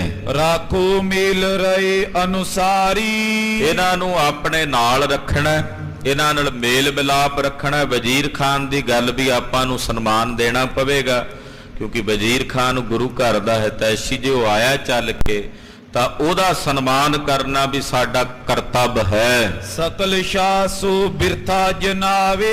ਇਹ ਜਾ ਕੇ ਆਪੇ ਗੱਲਬਾਤ ਕਰੇਗਾ ਗੁਰੂ ਘਰ ਬਾਬਤ, ਜੋ ਵੀ ਗੱਲਾਂ ਹਨ ਉਹ ਜਾ ਕੇ ਬਾਦਸ਼ਾਹ ਨੂੰ ਦੱਸੇਗਾ। ਆਛੇ ਕਹਿ ਕਹਿ ਤੁਮੇ ਮਿਲਾਵੇ। ਤੇ ਗੁਰੂ ਸਾਹਿਬ ਜੀ ਨੂੰ, ਗੁਰੂ ਹਰਗੋਬਿੰਦ ਸਾਹਿਬ ਜੀ ਨੂੰ ਭਲਾ ਕਹਿ ਕਹਿ ਕੇ ਇਹ ਬਾਦਸ਼ਾਹ ਦੇ ਨਾਲ ਮਿਲਾਵੇਗਾ। ਇਮ ਮਸਲਤ ਕਰ ਸ਼੍ਰੀ ਗੁਰ ਤਬੇ। ਇਹ ਸਾਰੀ ਸਲਾਹ ਗੁਰਮਤਾ ਹੋ ਗਿਆ ਵੀ ਦਿੱਲੀ ਚੱਲਾਂਗੇ।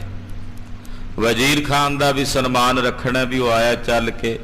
ਦੂਜਾ ਬਾਬਾ ਬੁੱਢਾ ਸਾਹਿਬ ਜੀ ਨੇ ਹੁਕਮ ਕਰ ਦਿੱਤਾ ਹੈ ਤੇ ਹੁਣ ਤਾਂ ਜਾਣਾ ਬਣਦਾ ਹੀ ਬਣਦਾ ਹੈ। ਜੋ ਬਾਬਾ ਜੀ ਨੇ ਕਹਿ ਦਿੱਤਾ ਉਹ ਸਤ ਬਚਨ ਹੈ। ਇਹ ਸਾਰੀ ਸਲਾਹ ਕਰਕੇ ਸਤਿਗੁਰੂ ਜੀ ਉੱਠੇ ਗਏ ਨਿਜ ਨਿਜ ਥਲ ਸਬੇ। ਜਿੰਨੇ ਸਿੱਖ ਸਨ ਉਹ ਵੀ ਉੱਠ ਕੇ ਆਪੋ ਆਪਣੀਆਂ ਥਾਵਾਂ ਨੂੰ ਕੂਚ ਕਰ ਗਏ। ਸੁਪਤ ਜਥਾ ਸੁਖ ਨਿਸਾ ਬਿਤਾਈ। ਰਾਤ ਪੈ ਚੁੱਕੀ ਸੀ, ਜਲ ਪਾਣੀ ਛਕ ਕੇ, ਭੋਜਨ ਛਕ ਕੇ ਸਾਰਿਆਂ ਨੇ ਸੁਖ ਨਾਲ ਰਾਤ ਬਤੀਤ ਕੀਤੀ। ਜਾਗੇ ਜਬ ਪ੍ਰਭਾਤ ਹੋਏ ਆਈ। ਪੈਰ ਰਾਤ ਰਹਿੰਦਿਆਂ ਧੰਨ ਗੁਰੂ ਹਰਗੋਬਿੰਦ ਸਾਹਿਬ ਅੰਮ੍ਰਿਤ ਵੇਲੇ ਉੱਠੇ ਨੇ, ਇਸ਼ਨਾਨ ਪਾਨ ਕਰਨ ਲੱਗੇ ਨੇ। ਸੋਚ ਇਸ਼ਨਾਨ ਕੀਨ ਵਿਦਿਆਛੇ। ਭਲੀ ਪ੍ਰਕਾਰ ਨਾਲ ਸਰੀਰ ਦੀ ਕਿਰਿਆ ਸੋਧੀ ਸਤਿਗੁਰਾਂ ਨੇ ਇਸ਼ਨਾਨ ਪਾਨ ਕੀਤਾ। ਸਭਾ ਲਾਏ ਬੈਠੇ ਕਹਿ ਪਾਛੇ। ਜਦੋਂ ਦਿਨ ਚੜਿਆ ਤੇ ਮਹਾਰਾਜ ਜੀ ਨੇ ਸ੍ਰੀ ਅਕਾਲ ਤਖਤ ਸਾਹਿਬ ਤੇ ਦੀਵਾਨ ਸਜਾਇਆ, ਸਭਾ ਸਜਾਈ, ਦੀਵਾਨ ਵਿੱਚ ਸੰਗਤ ਆਈ। ਖਾਂ ਵਜ਼ੀਰ ਕੋ ਆਨ ਹਕਾਰੇ। ਵਜ਼ੀਰ ਖਾਨ ਨੂੰ ਮਹਾਰਾਜ ਜੀ ਨੇ ਸੱਦਾ ਭੇਜਿਆ ਵੀ ਵਜ਼ੀਰ ਖਾਨ ਨੂੰ ਬੁਲਾਓ। ਕਹੋ ਜਾਏ ਤਿਤ ਸਭਾ ਮਜਾਰੇ। ਵਜ਼ੀਰ ਖਾਨ ਨੂੰ ਆਖੋ ਕਿ ਗੁਰੂ ਪਾਤਸ਼ਾਹ ਜੀ ਸਭਾ ਵਿੱਚ ਆ ਗਏ ਨੇ ਤੇ ਉਹ ਵੀ ਸਭਾ ਦੇ ਵਿੱਚ ਹਾਜ਼ਰ ਹੋ ਜਾਵੇ। ਹੁਕਮ ਸੁਨਤ ਨਰ ਤੂਰਨ ਗਇਓ। ਛੇਵੇਂ ਪਾਤਸ਼ਾਹ ਜੀ ਦਾ ਹੁਕਮ ਸੁਣ ਕੇ ਇੱਕ ਸੇਵਾਦਾਰ ਛੇਤੀ ਨਾਲ ਵਜ਼ੀਰ ਖਾਨ ਨੂੰ ਬੁਲਾਉਣ ਲਈ ਗਿਆ। ਡੇਰੇ ਜਾਏ ਨਿਹਾਰਤ ਪਇਓ। ਵਜ਼ੀਰ ਖਾਨ ਨੇ ਜਿੱਥੇ ਡੇਰਾ ਕੀਤਾ ਸੀ ਉੱਥੇ ਜਾ ਕੇ ਉਹਨੂੰ ਵੇਖਿਆ। ਸੇਵਾਦਾਰ ਨੇ ਜਾ ਕੇ ਵਜ਼ੀਰ ਖਾਨ ਨੂੰ ਮਹਾਰਾਜ ਜੀ ਦਾ ਹੁਕਮ ਸੁਣਾਇਆ। ਸਤਿਗੁਰ ਕਰਿਓ ਯਾਦ ਤੁਝ ਤਾਈ। ਆਖਿਆ ਵਜ਼ੀਰ ਖਾਨ, ਗੁਰੂ ਹਰਗੋਬਿੰਦ ਸਾਹਿਬ ਨੇ ਦੀਵਾਨ ਸਜਾਇਆ ਹੋਇਆ ਹੈ, ਉਹਨਾਂ ਨੇ ਤੁਹਾਨੂੰ ਆਪਣੀ ਸਭਾ ਵਿੱਚ ਯਾਦ ਕੀਤਾ, ਤੁਹਾਨੂੰ ਆਪਣੇ ਕੋਲ ਬੁਲਾਇਆ। ਗਮਨੋ ਬੈਠੇ ਸਭਾ ਲਗਾਈ। ਤੁਸੀਂ ਛੇਤੀ ਚੱਲੋ ਤੇ ਚੱਲ ਕੇ ਸਤਿਗੁਰੂ ਜੀ ਨੂੰ ਮਿਲੋ, ਕਿਉਂਕਿ ਧੰਨ ਗੁਰੂ ਹਰਗੋਬਿੰਦ ਸਾਹਿਬ ਜੀ ਸਭਾ ਵਿੱਚ ਸੱਜ ਕੇ ਦਰਸ਼ਨ ਦੇ ਰਹੇ ਨੇ। ਕਰ ਉਰ ਹਰ ਪੈਰ ਪਟ ਆਛੇ। ਇਹ ਸੁਣਦਿਆਂ ਸਾਰ ਵਜ਼ੀਰ ਖਾਨ ਨੇ ਉੱਠਿਆ ਮੰਜੇ ਤੋਂ, ਆਪਣਾ ਚੋਲਾ ਆਦਿਕ ਜਿਹੜੀ ਇਹਦੀ ਪੁਸ਼ਾਕ ਸੀ ਉਹ ਇਹਨੇ ਪਹਿਨੀ ਹੈ। ਚਲ ਆਇਓ ਤਿਮ ਨਰ ਕੇ ਪਾਛੇ। ਉਸੇ ਤਰ੍ਹਾਂ ਸੇਵਾਦਾਰ ਦੇ ਨਾਲ ਕਾਲੀ ਕਾਲੀ ਪੈਰ ਪੁੱਟਦਾ ਵਜ਼ੀਰ ਖਾਨ ਮਹਾਰਾਜ ਜੀ ਦੀ ਸਭਾ ਵਿੱਚ ਚੱਲ ਕੇ ਆਉਣ ਲੱਗਾ। ਕਿੰਚ ਬੇਗ ਲੀਨੋ ਨਿਜ ਸਾਥ। ਇਹਨੇ ਆਪਣਾ ਇੱਕ ਦੂਜਾ ਸਾਥੀ ਸੀ ਕਿੰਚ ਬੇਗ, ਜੋ ਇਹਦਾ ਭਰੋਸੇ ਵਾਲਾ ਅਹਿਲਕਾਰ ਸੀ, ਹੋਰ ਨਹੀਂ ਕੋਈ ਤੀਜਾ ਬੰਦਾ ਲਿਆ, ਕੇਵਲ ਕਿੰਚ ਬੇਗ ਨੂੰ ਆਪਣੇ ਨਾਲ ਲਿਆ। ਦਰਸੇ ਜਾਏ ਸਤਿਗੁਰ ਨਾਥ। ਧੰਨ ਗੁਰੂ ਹਰਗੋਬਿੰਦ ਸਾਹਿਬ ਜਗਤਨਾਥ ਸਤਿਗੁਰੂ ਜੀ ਦੇ ਜਾ ਕੇ ਵਜ਼ੀਰ ਖਾਨ ਨੇ ਦਰਸ਼ਨ ਕੀਤੇ। ਬੰਦੇ ਹਾਥ ਬੰਦਗੀ ਕੀ। ਹੱਥ ਜੋੜ ਕੇ ਬੜੇ ਅਦਬ ਨਾਲ ਬੰਦਨਾ ਕੀਤੀ, ਮੱਥਾ ਟੇਕਿਆ। ਗੁਰ ਕੇ ਕਹਿਓ ਗਇਓ ਆਸੀਨ। ਸਤਿਗੁਰੂ ਸੱਚੇ ਪਾਤਸ਼ਾਹ ਜੀ ਮਹਾਰਾਜ ਜੀ ਦੇ ਕਹਿਣ ਮੁਤਾਬਕ ਆਗਿਆ ਲੈ ਕੇ ਜਿੱਥੇ ਜਗ੍ਹਾ ਮਿਲੀ ਵਜ਼ੀਰ ਖਾਨ ਬੈਠ ਗਿਆ। ਕਿੰਚ ਬੇਗ ਕਰ ਜੋਰ ਉਦਾਰਾ। ਕਿੰਚ ਬੇਗ ਨੇ ਹੱਥ ਜੋੜੇ, ਇਹਨੇ ਵੀ ਨਮਸਕਾਰ ਕੀਤੀ ਗੁਰੂਦੇਵ ਦੇ ਚਰਨਾਂ 'ਚ। ਹਜ਼ਰਤ ਬਾਂਚਿਤ ਦਰਸ ਤੁਮਾਰਾ। ਮੱਥਾ ਟੇਕਦਿਆਂ ਕਿੰਚ ਬੇਗ ਬੋਲਿਆ, ਮਹਾਰਾਜ ਬਾਦਸ਼ਾਹ ਤੁਹਾਡੇ ਦਰਸ਼ਨ ਚਾਹੁੰਦਾ ਹੈ, ਬਾਦਸ਼ਾਹ ਤੁਹਾਡੇ ਦੀਦਾਰ ਕਰਨੇ ਚਾਹੁੰਦਾ ਹੈ। ਸ਼੍ਰੀ ਅਰਜਨ ਕੋ ਸਿਮਰਤ ਰਿਓ। ਉਹ ਗੁਰੂ ਅਰਜਨ ਦੇਵ ਸਾਹਿਬ ਨੂੰ ਵੀ ਯਾਦ ਕਰਦਾ ਰਿਹਾ। ਕਰ ਕਰ ਪ੍ਰੇਮ ਸੁਜਸ ਕੋ ਕਹਿਓ। ਉਹਨੇ ਪੰਜਵੇਂ ਪਾਤਸ਼ਾਹ ਦੀ ਸਿਫਤ ਕੀਤੀ ਹੈ, ਗੁਰੂ ਅਰਜਨ ਦੇਵ ਸਾਹਿਬ ਦੀ ਵਡਿਆਈ ਕੀਤੀ ਹੈ। ਸੁਨੀ ਕੁਟਿਲਤਾ ਚੰਦੂ ਕੇਰੀ। ਜਦੋਂ ਬਾਦਸ਼ਾਹ ਨੇ ਸੁਣਿਆ ਵੀ ਚੰਦੂ ਬੜਾ ਮਲੇਛ ਹੈ, ਇਹਨੇ ਗੁਰੂ ਅਰਜਨ ਦੇਵ ਸਾਹਿਬ ਨੂੰ ਤਸੀਹੇ ਦਿੱਤੇ ਆ, ਝੂਠੀਆਂ ਤੋਹਮਤਾਂ ਲਾਈਆਂ ਨੇ। ਹਿਰਦੇ ਬਿਸੂਰਤ ਪਾਬੋ ਬੇਰੀ। ਤੇ ਬਾਦਸ਼ਾਹ ਨੂੰ ਇਹ ਸਾਰੀਆਂ ਗੱਲਾਂ ਸੁਣ ਕੇ ਬਹੁਤ ਪਛਤਾਵਾ ਵੀ ਹੋਇਆ ਤੇ ਚੰਦੂ ਦੀ ਇਸ ਕਰਤੂਤ ਦੇ ਉੱਤੇ ਰੋਸ ਵੀ ਆਇਆ। ਤੁਮ ਤੇ ਸੁਨੇ ਬਿਰਤਾਂਤ ਜੋ ਸਾਚਾ। ਮਹਾਰਾਜ ਹੁਣ ਬਾਦਸ਼ਾਹ ਤੁਹਾਡੇ ਕੋਲੋਂ ਸਾਰਾ ਬਿਰਤਾਂਤ ਸੁਣਨਾ ਚਾਹੁੰਦਾ ਜੋ ਸੱਚ ਹੈ। ਸਿਰ ਤੇ ਚਾਹਸ ਫਰਜ਼ ਉਤਾਰਾ। ਚੰਦੂ ਨੂੰ ਤੁਹਾਡੇ ਹਵਾਲੇ ਕਰਕੇ ਉਹ ਆਪਣੇ ਸਿਰ ਤੋਂ ਆਪਣੇ ਪਾਪ ਦਾ ਭਾਰ ਲਾਹਣਾ ਚਾਹੁੰਦਾ ਹੈ। ਜਾਂ ਤੇ ਉੱਚ ਤੇ ਆਪ ਕੋ ਆਛੇ। ਇਸ ਕਰਕੇ ਸਤਿਗੁਰੂ ਛੇਵੇਂ ਪਾਤਸ਼ਾਹ ਆਪ ਜੀ ਲਈ ਯੋਗ ਹੈ, ਆਪ ਜੀ ਲਈ ਬਿਲਕੁਲ ਉਚਿਤ ਹੈ ਜਾਣਾ। ਤੀਜੇ ਦਰਸ ਸ਼ਾਹ ਬਹੁ ਬਾਂਚੇ। ਬਾਦਸ਼ਾਹ ਬਹੁਤ ਚਾਹ ਰਿਹਾ, ਆਪ ਜੀ ਚੱਲ ਕੇ ਬਾਦਸ਼ਾਹ ਨੂੰ ਦਰਸ਼ਨ ਦਿਓ। ਉਨ ਵਜ਼ੀਰ ਖਾਂ ਬਾਤ ਸੁਣਾਵੇ। ਸੁਣ ਕੇ ਲਾਗਿਓ ਫਿਰ ਵਜ਼ੀਰ ਖਾਨ ਬੋਲਿਆ, ਪਹਿਲਾਂ ਕਿੰਚ ਬੇਗ ਬੋਲਿਆ, ਫਿਰ ਵਜ਼ੀਰ ਖਾਨ ਬੋਲਿਆ। ਹਜ਼ਰਤ ਪ੍ਰੇਮ ਸਮੇਤ ਬੁਲਾਵੇ। ਕਹਿਣ ਲੱਗਾ, ਮਹਾਰਾਜ ਬਾਦਸ਼ਾਹ ਦੇ ਬੁਲਾਣ ਵਿੱਚ ਅਸੀਂ ਵੇਖ ਲਿਆ ਕਿ ਉਹ ਪ੍ਰੇਮ ਨਾਲ ਬੁਲਾ ਰਿਹਾ ਆਪ ਜੀ ਨੂੰ, ਉਹਦੇ ਬੁਲਾਵੇ ਵਿੱਚ ਮੈਨੂੰ ਕੋਈ ਛਲ ਜਾਂ ਕੋਈ ਕਪਟ ਫਰੇਬ ਨਜ਼ਰ ਨਹੀਂ ਆਇਆ, ਉਹ ਤੁਹਾਨੂੰ ਬੜੇ ਪ੍ਰੇਮ ਨਾਲ ਬੁਲਾ ਰਿਹਾ ਹੈ। ਵੱਡੇ ਗੁਰਨ ਕੋ ਸੁਨਿਓ ਬਿਰਤਾਂਤ। ਉਹਨੇ ਜਦੋਂ ਸੁਣਿਆ ਵੱਡਿਆਂ ਸਤਿਗੁਰਾਂ ਦੇ ਬਾਬਤ ਕਿ ਕਿਵੇਂ ਚੰਦੂ ਦੇ ਘਰ ਉਹਨਾਂ ਨੇ ਆਪਣੇ ਤਨ ਤੇ ਕਸ਼ਟ ਝੱਲੇ ਹਨ, ਮੁਖ ਤੇ ਹਾ ਕਈ ਪਛਤਾਤ। ਉਹਨੇ ਇਸ ਗੱਲ ਦਾ ਪਛਤਾਵਾ ਕੀਤਾ ਕਿ ਇਹ ਬਹੁਤ ਗਲਤ ਹੋਇਆ, ਮੇਰੇ ਰਾਜ ਭਾਗ ਦੇ ਵਿੱਚ ਇੱਕ ਐਸੇ ਮਹਾਨ ਤੇ ਵਲੀ ਪੁਰਖ ਨੂੰ ਸ਼ਹੀਦ ਕੀਤਾ ਗਿਆ, ਇਹਦਾ ਦੋਸ਼ ਮੇਰੇ ਸਿਰ ਤੇ ਲੱਗਦਾ। ਕਹਿੰਦੇ ਇਸ ਗੱਲ ਦਾ ਬਾਦਸ਼ਾਹ ਨੇ ਬਹੁਤ ਪਛਤਾਵਾ ਕੀਤਾ। ਸ਼੍ਰੀ ਨਾਨਕ ਗਾਦੀ ਵੱਡ ਜਾਣੇ। ਉਹ ਇਹ ਜਾਣਦਾ ਵੀ ਇਹ ਗੁਰੂ ਨਾਨਕ ਸਾਹਿਬ ਦੀ ਗੱਦੀ ਆ, ਬੜੀ ਵੱਡੀ ਹੈ, ਇਹ ਮਹਾਂਪੁਰਖਾਂ ਦੀ ਔਲੀਆਂ ਦੀ ਗੱਦੀ ਹੈ। ਸਦਾ ਅਦਾਇਬ ਰਾਖ ਬਖਾਨੇ। ਉਹ ਗੁਰੂ ਘਰ ਦਾ ਅਦਬ ਵੀ ਰੱਖਦਾ, ਉਹਦੇ ਮਨ 'ਚ ਗੁਰੂ ਘਰ ਪ੍ਰਤੀ ਸਤਕਾਰ ਵੀ ਹੈ। ਕਹਿਬੋ ਬਾਰ ਦੋਸ਼ ਗਨ ਚਾਰੀ। ਪਰ ਚੁਗਲਖੋਰਾਂ ਨੇ ਚੁਗਲੀਆਂ ਹੀ ਇੰਨੀਆਂ ਕੀਤੀਆਂ ਗੁਰੂ ਸਾਹਿਬ ਦੇ ਖਿਲਾਫ ਕਿ ਬਾਦਸ਼ਾਹ ਦੀ ਮੱਤ ਤੇ ਵੀ ਉਹਨਾਂ ਨੇ ਪਰਦਾ ਪਾ ਦਿੱਤਾ ਸੀ। ਕਿਉਂਕਿ ਜਿਹੜੇ ਇਦਾਂ ਦੇ ਬਾਦਸ਼ਾਹ ਆਦਿਕ ਲੋਕ ਹੁੰਦੇ ਉਹਨਾਂ ਦੇ ਕੰਨ ਤਾਂ ਉਹਨਾਂ ਦੇ ਵਜ਼ੀਰ ਅਹਿਲਕਾਰ ਹੀ ਹੁੰਦੇ, ਉਹਨਾਂ ਕੋਲੋਂ ਜੋ ਸੁਣਦੇ ਉਹ ਮੰਨ ਲੈਂਦੇ। ਬੜੇ ਬੜੇ ਚੁਗਲਖੋਰਾਂ ਨੇ ਗੁਰੂ ਘਰ ਦੇ ਖਿਲਾਫ ਚੰਦੂ ਸਮੇਤ ਚੁਗਲੀਆਂ ਕੀਤੀਆਂ, ਜਿਹੜੀਆਂ ਬਾਦਸ਼ਾਹ ਨੇ ਸੱਚੀਆਂ ਮੰਨ ਲਈਆਂ ਸਨ। ਚੁਗਲ ਸ਼ਾਹ ਕੀ ਸੁਮਤ ਬਿਗਾਰੀ, ਚੁਗਲਖੋਰਾਂ ਨੇ ਚੁਗਲੀ ਕਰਕੇ ਬਾਦਸ਼ਾਹ ਦੀ ਚੰਗੀ ਭਲੀ ਮੱਤ ਵਿਗਾੜ ਦਿੱਤੀ। ਸੋ ਕੁ ਕਰਮ ਕੋ ਅਬ ਫਲ ਪਾਵੇ। ਮਹਾਰਾਜ ਹੁਣ ਇਸ ਗੱਲ ਦਾ ਬਾਦਸ਼ਾਹ ਨੂੰ ਬਹੁਤ ਪਛਤਾਵਾ ਹੈ ਕਿ ਮੈਂ ਚੁਗਲਖੋਰਾਂ ਦੇ ਆਖੇ ਲੱਗ ਕੇ ਗੁਰੂ ਸਾਹਿਬ ਨੂੰ ਸੱਦਿਆ ਲਾਹੌਰ, ਤੇ ਹੁਣ ਮਹਾਰਾਜ ਉਹਨਾਂ ਚੁਗਲਖੋਰਾਂ ਨੂੰ ਉਹ ਦੰਡ ਦੇਣਾ ਚਾਹੁੰਦਾ ਹੈ, ਪਰ ਉਹ ਦੰਡ ਵੀ ਤੁਹਾਡੇ ਹੱਥੀਂ ਦਿਵਾਣਾ ਚਾਹੁੰਦਾ ਹੈ। ਦਰੋ ਅਕਾਰਣ ਮੂਡ ਉਠਾਵੇਂ। ਮਹਾਰਾਜ ਅਕਾਰਣ ਹੀ, ਬਿਨਾਂ ਕਾਰਨ ਤੋਂ ਹੀ ਇਹ ਮੂਰਖ ਤੁਹਾਡੇ ਨਾਲ ਵਿਦਰੋਹ ਤੇ ਵਿਰੋਧ ਦੀ ਬਿਰਤੀ ਪੈਦਾ ਕਰ ਰਹੇ ਨੇ। ਗੁਰ ਸੰਤਨ ਕੋ ਦਰੋਹੀ ਹੋਏ। ਮਹਾਰਾਜ ਇਹ ਗੁਰੂ ਘਰ ਦੇ ਸੰਤਾਂ ਤੇ ਮਹਾਂਪੁਰਖਾਂ ਸਾਧੂਆਂ ਦੇ ਦਰੋਹੀ ਨੇ, ਚੰਦੂ ਵਰਗੇ ਬਲੇਛ। ਸਕੇ ਬਚਾਏ ਨਾ ਬਿਦਲੋ ਕੋਏ। ਮਹਾਰਾਜ ਇਹ ਮਹਾਂਪੁਰਖ ਕਹਿੰਦੇ ਐ ਕਿ ਗੁਰੂ ਤੇ ਸੰਤਾਂ ਦਾ ਜਿਹੜਾ ਦਰੋਹੀ ਹੁੰਦਾ ਨਾ, ਗੁਰੂ ਦੇ ਨਾਲ ਤੇ ਸੰਤ ਜਨਾਂ ਨਾਲ ਕੋਈ ਦਰੋਹ ਕਮਾਉਣ ਵਾਲਾ ਹੋਵੇ, ਉਹਨੂੰ ਜੇ ਬ੍ਰਹਮਾ ਜੀ ਵੀ ਬਚਾਉਣਾ ਚਾਹਣ ਤੇ ਉਹ ਵੀ ਨਹੀਂ ਬਚਾ ਸਕਦੇ, ਉਹ ਮਾਰਿਆ ਹੀ ਜਾਏਗਾ, ਉਹਨੂੰ ਦੰਡ ਮਿਲੇਗਾ ਹੀ ਮਿਲੇਗਾ, ਉਹਨੂੰ ਬ੍ਰਹਮਾ ਜੀ ਵੀ ਨਹੀਂ ਬਚਾ ਸਕਣਗੇ। ਅਬ ਕੀਜੇ ਚਲਬੇ ਕੀ ਤਿਆਰੀ। ਮਹਾਰਾਜ ਹੁਣ ਆਪ ਦੀ ਕਿਰਪਾ ਕਰਕੇ ਚੱਲਣ ਦੀ ਤਿਆਰੀ ਕਰੋ। ਹਮ ਹਰਖੇ ਜਬ ਲਿਓ ਰਿਪ ਮਾਰੀ। ਮਹਾਰਾਜ ਸਾਨੂੰ ਬੜੀ ਖੁਸ਼ੀ ਹੋਵੇਗੀ ਜਦੋਂ ਤੁਸੀਂ ਆਪਣੇ ਘਰ ਦਿਆਂ ਦੁਸ਼ਮਣਾਂ ਨੂੰ ਮਾਰੋਗੇ। ਕਿਰਪਾ ਦ੍ਰਿਸ਼ਟ ਤੇ ਦੇਖ ਗੁਸਾਈ। ਜਦੋਂ ਵਜ਼ੀਰ ਖਾਨ ਨੇ ਬੇਨਤੀ ਕੀਤੀ, ਗੁਸਾਈ ਜਗਤ ਗੁਰੂ ਗੁਰੂ ਹਰਗੋਬਿੰਦ ਸਾਹਿਬ ਨੇ ਕਿਰਪਾ ਭਰੀ ਨਿਗਾਹ ਨਾਲ ਵੇਖਿਆ। ਬੋਲਤ ਮੰਦ ਮੰਦ ਮੁਸਕਾਈ। ਮਹਾਰਾਜ ਜੀ ਮੁਸਕਰਾਉਂਦਿਆਂ ਹੋਇਆਂ ਬੋਲੇ, ਸਤਿਗੁਰ ਘਰ ਕੋ ਤੂੰ ਸਿੱਖ ਆਹੀ। ਮਹਾਰਾਜ ਜੀ ਕਹਿੰਦੇ, ਵਜ਼ੀਰ ਖਾਨ ਜੀ ਤੁਸੀਂ ਗੁਰੂ ਘਰ ਦੇ ਸੇਵਕ ਹੋ, ਤੁਸੀਂ ਗੁਰੂ ਘਰ ਦੇ ਸਿੱਖ ਹੋ। ਅਪਰ ਦੁਸ਼ਟ ਚੰਦੋ ਹਿਤ ਚਾਹੇ। ਬਾਕੀ ਜਿੰਨੇ ਉੱਥੇ ਤੁਹਾਡੇ ਨਾਲ ਦੇ ਅਹਿਲਕਾਰ ਨੇ, ਅਫਸਰ ਨੇ, ਉਹ ਸਾਰੇ ਚੰਦੂ ਦਾ ਭਲਾ ਚਾਹੁੰਦੇ ਨੇ, ਉਹ ਸਾਰੇ ਚੰਦੂ ਦਾ ਪੱਖ ਪੂਰਦੇ ਨੇ। ਗਨ ਤੁਰਕਨ ਬਨ ਬੰਸ ਬਿਸਾਲੂ। ਇਹ ਜਿਹੜਾ ਤੁਰਕਾਂ ਦਾ ਬੰਸ ਹੈ ਨਾ, ਇਸ ਵੇਲੇ ਮੁਗਲਾਂ ਦਾ, ਇਹਨਾਂ ਦਾ ਜਿਹੜਾ ਇਹ ਬੰਸ ਹੈ, ਇਹ ਬਾਂਸ ਦੇ ਦਰਖਤਾਂ ਦੇ ਸਮਾਨ ਹੈ। ਤੋ ਸਮ ਸਫਲਿਓ ਕੋਏ ਰਸਾਲੂ। ਤੁਹਾਡੇ ਵਰਗਾ ਇਹਨਾਂ ਤੁਰਕਾਂ ਵਿੱਚ ਕੋਈ ਵਿਰਲਾ ਹੀ ਹੈ ਜਿਹਦੇ ਅੰਦਰ ਪ੍ਰਭੂ ਭਗਤੀ ਦੀ ਅੰਸ਼ ਹੈ, ਔਰ ਅਸਲ ਵਿੱਚ ਇਸਲਾਮ ਧਰਮ ਵਿੱਚ ਜੋ ਮੁਸਲਮਾਨ ਦੀ ਪਰਿਭਾਸ਼ਾ ਹੈ ਉਹਦੇ ਤੇ ਖਰਾ ਉਤਰਦਾ। ਗੁਰਬਾਣੀ ਦਾ ਮਹਾਂਵਾਕ ਹੈ, ਮੁਸਲਮਾਨ ਮੋਮ ਦਿਲ ਹੋਵੇ। ਮੁਸਲਮਾਨ ਉਹ ਹੈ ਜਿਹਦਾ ਹਿਰਦਾ ਮੋਮ ਵਰਗਾ ਕੋਮਲ ਹੋਵੇ।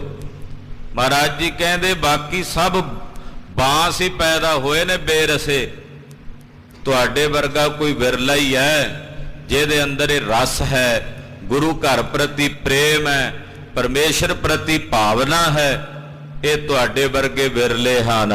ਉਰ ਸ਼ਰਦਾ ਪਿਕ ਪ੍ਰੇਮ ਬਡੇਰਾ। ਤੁਹਾਡੇ ਹਿਰਦੇ ਦੀ ਸ਼ਰਧਾ ਤੇ ਪ੍ਰੇਮ ਵੇਖ ਕੇ ਮਾਨ ਸਹਿਤ ਮਾਨਿਓ ਬਚ ਤੇਰਾ। ਅਸੀਂ ਬੜਾ ਸਨਮਾਨ ਕਰਦਿਆਂ ਤੁਹਾਡਾ ਬਚਨ ਮੰਨ ਲਿਆ। ਤੁਹਾਡਾ ਪ੍ਰੇਮ ਵੇਖ ਕੇ, ਤੁਹਾਡੀ ਸ਼ਰਧਾ ਵੇਖ ਕੇ, ਤੁਹਾਡਾ ਬਚਨ, ਤੁਹਾਡਾ ਸਨਮਾਨ ਰੱਖਦਿਆਂ ਅਸੀਂ ਮੰਨ ਲਿਆ। ਦਿੱਲੀ ਕੋ ਕਰੇ ਪ੍ਰਸਥਾਨਾ। ਅਸੀਂ ਦਿੱਲੀ ਜ਼ਰੂਰ ਚੱਲਾਂਗੇ ਤੁਹਾਡੇ ਨਾਲ। ਵਿਫਲ ਨ ਤੋਰ ਆਗਮਨ ਠਾਨਾ। ਵਜ਼ੀਰ ਖਾਨ ਜੀ ਤੁਹਾਡਾ ਆਉਣਾ ਨਿਸ਼ਫਲ ਨਹੀਂ ਜਾਣ ਦਿਆਂਗੇ। ਤੁਸੀਂ ਆਏ ਹੋ, ਤੁਹਾਡਾ ਪੂਰਾ ਸਨਮਾਨ ਹੋਵੇਗਾ, ਕਿਉਂਕਿ ਜੇ ਖਾਲੀ ਜਾਓਗੇ ਤੇ ਬਾਦਸ਼ਾਹ ਦੇ ਘਰ 'ਚ ਤੁਹਾਡੀ ਤੋਹੀਨ ਹੋਵੇਗੀ ਵੀ ਗੁਰੂ ਜੀ ਨੇ ਇਹਨਾਂ ਦੀ ਮੰਨੀ ਨਹੀਂ। ਤੁਸੀਂ ਆਏ ਹੋ, ਤੁਹਾਡੇ ਆਇਆਂ ਦਾ ਸਨਮਾਨ ਹੈ, ਅਸੀਂ ਤੁਹਾਡੇ ਨਾਲ ਚੱਲਾਂਗੇ। ਸੁਨਤ ਬੰਦਗੀ ਕਰ ਹਰ ਖਾਇਓ। ਸੁਣਦਿਆਂ ਵਜ਼ੀਰ ਖਾਨ ਦੇ ਹੱਥ ਜੁੜ ਗਏ, ਸੀਸ ਝੁਕਾ ਕੇ ਬਾਰ-ਬਾਰ ਨਮਸਕਾਰ ਕਰਦਿਆਂ ਕਹਿੰਦਾ, ਸ਼ੁਕਰਾਨਾ ਗੁਰਦੇਵ, ਸ਼ੁਕਰਾਨਾ, ਸ਼ੁਕਰ ਹੈ ਆਪ ਜੀ ਦਾ ਸ਼ੁਕਰਾਨਾ। ਸਤਿਗੁਰ ਤਨ ਮੋਏ ਅਪਨਾਇਓ। ਸਤਿਗੁਰੂ ਜੀ ਤੁਸੀਂ ਧੰਨ ਹੋ ਕਿ ਮੈਨੂੰ ਅਪਣਾ ਲਿਆ, ਮੈਨੂੰ ਆਪਣੇ ਚਰਨਾਂ 'ਚ ਮਾਣ ਦੇ ਦਿੱਤਾ ਹੈ। ਰੋਗ ਜਲੋਦਰ ਉਦਰ ਬਿਸਾਲਾ। ਮਹਾਰਾਜ ਮੈਂ ਤਾਂ ਮਰ ਜਾਣਾ ਸੀ, ਮੁੱਕ ਜਾਣਾ ਸੀ, ਇਹ ਜੀਵਨ ਗੁਰੂ ਅਰਜਨ ਦੇਵ ਸਾਹਿਬ ਦੀ ਦੇਣ ਹੈ। ਮੈਨੂੰ ਮਹਾਰਾਜ ਇਹਨੇ ਦੱਸੀ ਫਿਰ ਆਪਣੀ ਵਿਥਿਆ ਕਿ ਮੈਂ ਕਿਵੇਂ ਗੁਰੂ ਘਰ ਦਾ ਸੇਵਕ ਬਣਿਆ।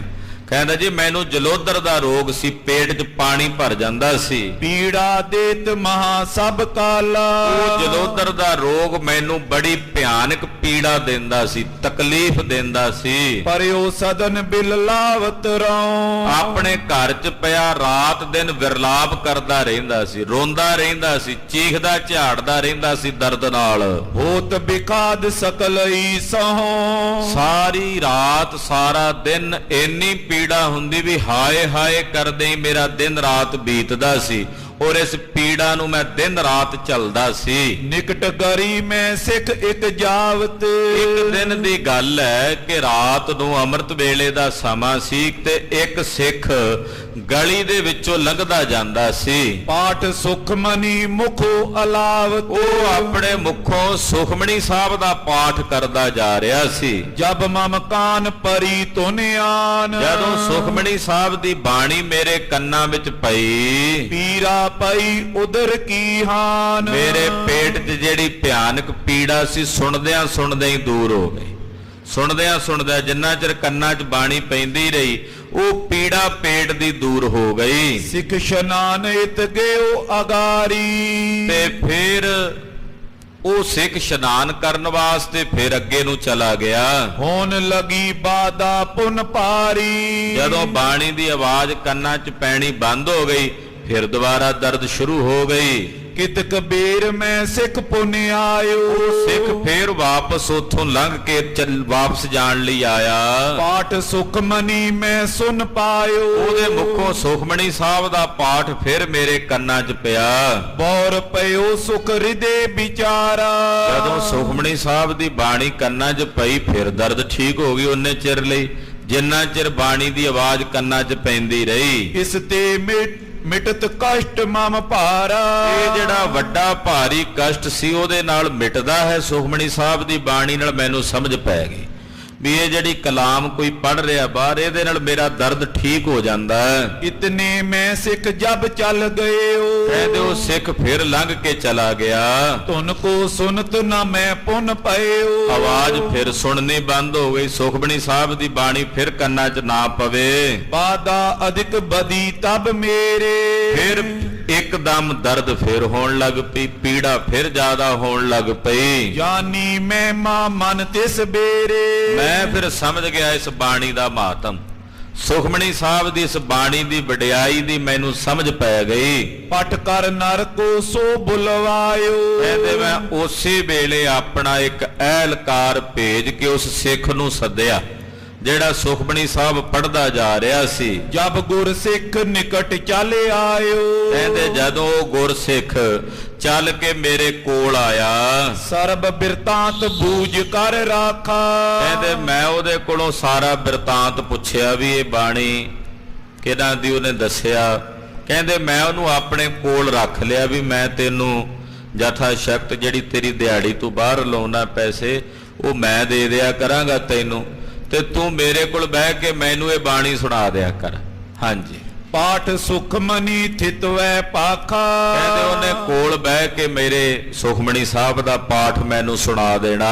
ਜਬ ਲੋ ਸੁਨਿਓ ਨਾ ਪੀਰਾ ਪਈ। ਕਹਿੰਦੇ ਜਿੰਨਾ ਚਿਰ ਉਹਨੇ ਸੁਖਮਣੀ ਸਾਹਿਬ ਦਾ ਪਾਠ ਸੁਣਾਣਾ ਮੈਂ ਸੁਣੀ ਜਾਣਾ, ਉਹਨਾਂ ਚਿਰ ਮੈਨੂੰ ਪੀੜ ਨਾ ਹੋਣੀ, ਉਹਨਾਂ ਚਿਰ ਪੇਟ ਦੀ ਤਕਲੀਫ ਜਿਹੜੀ ਸੀ ਉਹ ਨਹੀਂ ਸੀ ਹੁੰਦੀ। ਹਟੇ ਪਾਠ ਪੁਨ ਤੈਸੇ ਥਈ। ਫਿਰ ਜਦੋਂ ਉਹਨੇ ਪਾਠ ਕਰਕੇ ਇੱਕ ਪਾਠ ਕਰਕੇ ਉਹਨੇ ਚਲੇ ਜਾਣਾ, ਮੁੜ ਕੇ ਫਿਰ ਮੈਨੂੰ ਪੀੜਾ ਹੋਣੀ, ਦਰਦ ਵਿਆਪਣੀ। ਤਬ ਮੈਂ ਸਿੱਖ ਅਪਰ ਟਿਗ ਰਾਖੇ। ਕਹਿੰਦੇ ਫਿਰ ਮੈਂ ਉਹ ਸਿੱਖ ਨੂੰ ਕਿਹਾ ਵੀ ਤੂੰ 2 ਪਾਠ ਸੁਣਾ ਦਿਆ ਕਰ। ਉਹਨੇ 2 ਸੁਣਾ ਦੇਣੇ, ਪਰ 2 ਪਾਠ ਵੀ 2-2.5 ਘੰਟੇ ਬਾਅਦ ਫਿਰ ਦਰਦ ਹੋਣੀ।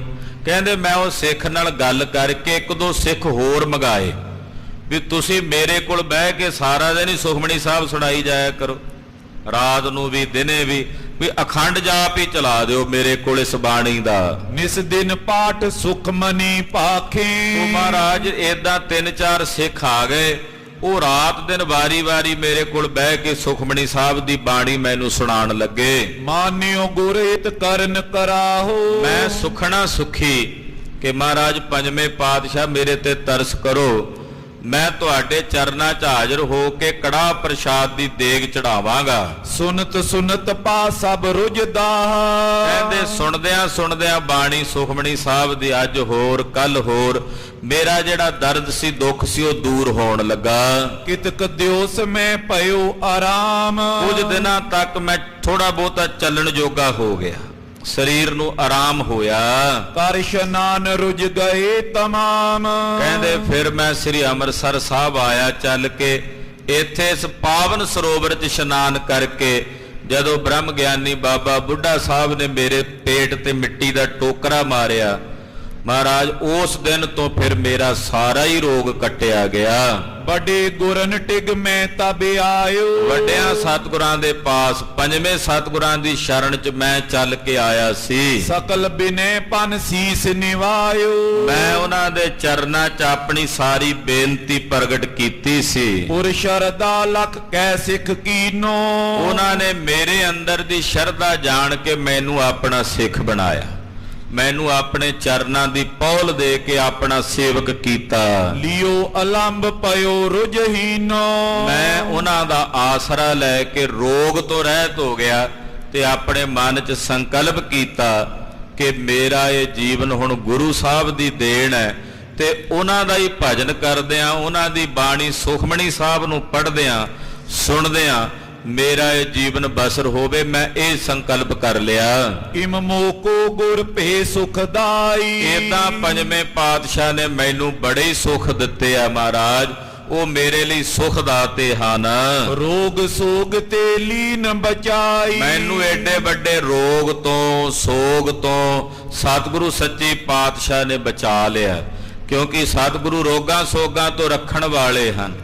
ਕਲਗੀਧਰ ਜੀ ਦੇ ਬਚਨ ਨੇ ਰੋਗਨ ਤੇ ਅਰ ਸੋਗਨ ਤੇ ਜਲ ਜੋਗਨ ਤੇ ਬਹੁ ਭਾਂਤ ਬਚਾਵੈ। ਸਤਰੇ ਅਨੇਕ ਚਲਾਵਤ ਕਾਵ ਤਉ ਤਨ ਏਕ ਨ ਲਾਗਨ ਪਾਵੈ। ਰਾਖਤ ਹੈ ਆਪਨੋ ਕਰਦਾ ਕਰ ਪਾਪ ਸੰਭੂ ਨ ਭੇਟਨ ਪਾਵੈ। ਔਰ ਕੀ ਬਾਤ ਕਹਾਂ ਕਹਿ ਤੋ ਸੁਸ ਪੇਟ ਹੀ ਕੇ ਪਟ ਬੀਚ ਬਚਾਵੈ।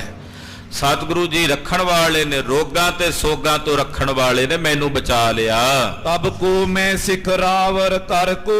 ਉਦੋਂ ਦਾ ਮੈਂ ਤੁਹਾਡੇ ਘਰ ਦਾ ਮੁੱਲ ਖਰੀਦਿਆ ਸੇਵਕ ਹਾਂ, ਸਿੱਖ ਹਾਂ। ਅਪਰ ਨ ਪ੍ਰਿਯ ਤੁਮ ਤੇ ਮਮ ਉਰ ਕੋ। ਮਹਾਰਾਜ ਤੁਹਾਡੇ ਤੋਂ ਵੱਧ ਪਿਆਰਾ ਮੈਨੂੰ ਹੁਣ ਹੋਰ ਕੋਈ ਨਹੀਂ ਹੈ ਦੂਜਾ। ਵਜ਼ੀਰ ਖਾਨ ਇਹ ਕਹਿ ਰਿਹਾ, ਤੁਹਾਡੇ ਤੋਂ ਵੱਧ ਪਿਆਰਾ ਮੈਨੂੰ ਹੁਣ ਦੂਜਾ ਕੋਈ ਨਹੀਂ। ਮੁਝ ਤੇ ਸੇਵਾ ਬਣੀ ਨ ਕੋਈ। ਮਹਾਰਾਜ ਮੈਨੂੰ ਇਸ ਗੱਲ ਦਾ ਅਫਸੋਸ ਹੈ ਕਿ ਜਦੋਂ ਸਤਿਗੁਰੂ ਜੀ ਲਾਹੌਰ ਆਏ ਉਦੋਂ ਮੈਂ ਉੱਥੇ ਹੈ ਨਹੀਂ ਸੀ ਤੇ ਮੇਰੇ ਕੋਲੋਂ ਉਹਨਾਂ ਦੀ ਕੋਈ ਸੇਵਾ ਹੋ ਨਹੀਂ ਸਕੀ, ਮੈਂ ਉਹਨਾਂ ਦੀ ਕੋਈ ਸੇਵਾ ਕਰ ਨਹੀਂ ਸਕਿਆ। ਕ੍ਰਿਤ ਅਚਾਨਕ ਲਵਪੁਰ ਹੋਈ। ਅਚਾਨਕ ਇਹ ਕੰਮ ਲਾਹੌਰ ਸ਼ਹਿਰ ਵਿੱਚ ਹੋ ਗਿਆ। ਸ਼ਾਹ ਸੰਗ ਚੜ ਕਰ ਚੱਲ ਗਏ। ਤੇ ਬਾਦਸ਼ਾਹ ਨਾਲ ਮੈਂ ਵੀ ਸੀ ਚਲਾ ਗਿਆ। ਇਹ ਨਹੀਂ ਸੀ ਪਤਾ ਵੀ ਚੰਦੂ ਨੇ ਇਹ ਕੰਮ ਕਰਨਾ ਜੋ ਉਹਨੇ ਕੀਤਾ।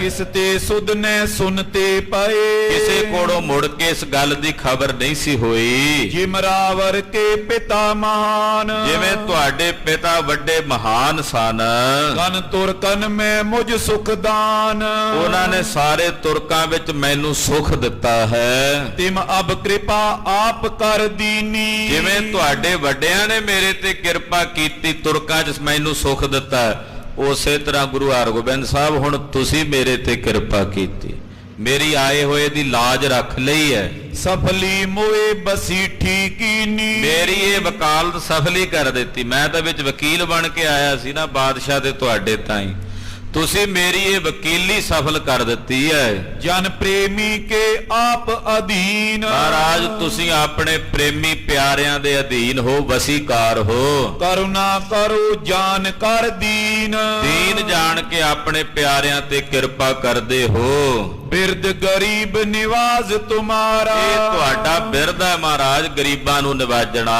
ਗਮਨ ਮਤੋ ਕੀਏ ਸੋ ਸੰਭਾਰਾ। ਮੇਰੇ ਨਾਲ ਚੱਲਣ ਦਾ ਮਤਾ ਕਰਕੇ ਤੁਸੀਂ ਆਪਣਾ ਇਹ ਪ੍ਰਣ ਸੰਭਾਲਿਆ ਕਿ ਤੁਸੀਂ ਗਰੀਬਾਂ ਨੂੰ ਨਿਵਾਜਦੇ ਹੋ। ਹਾਂਜੀ,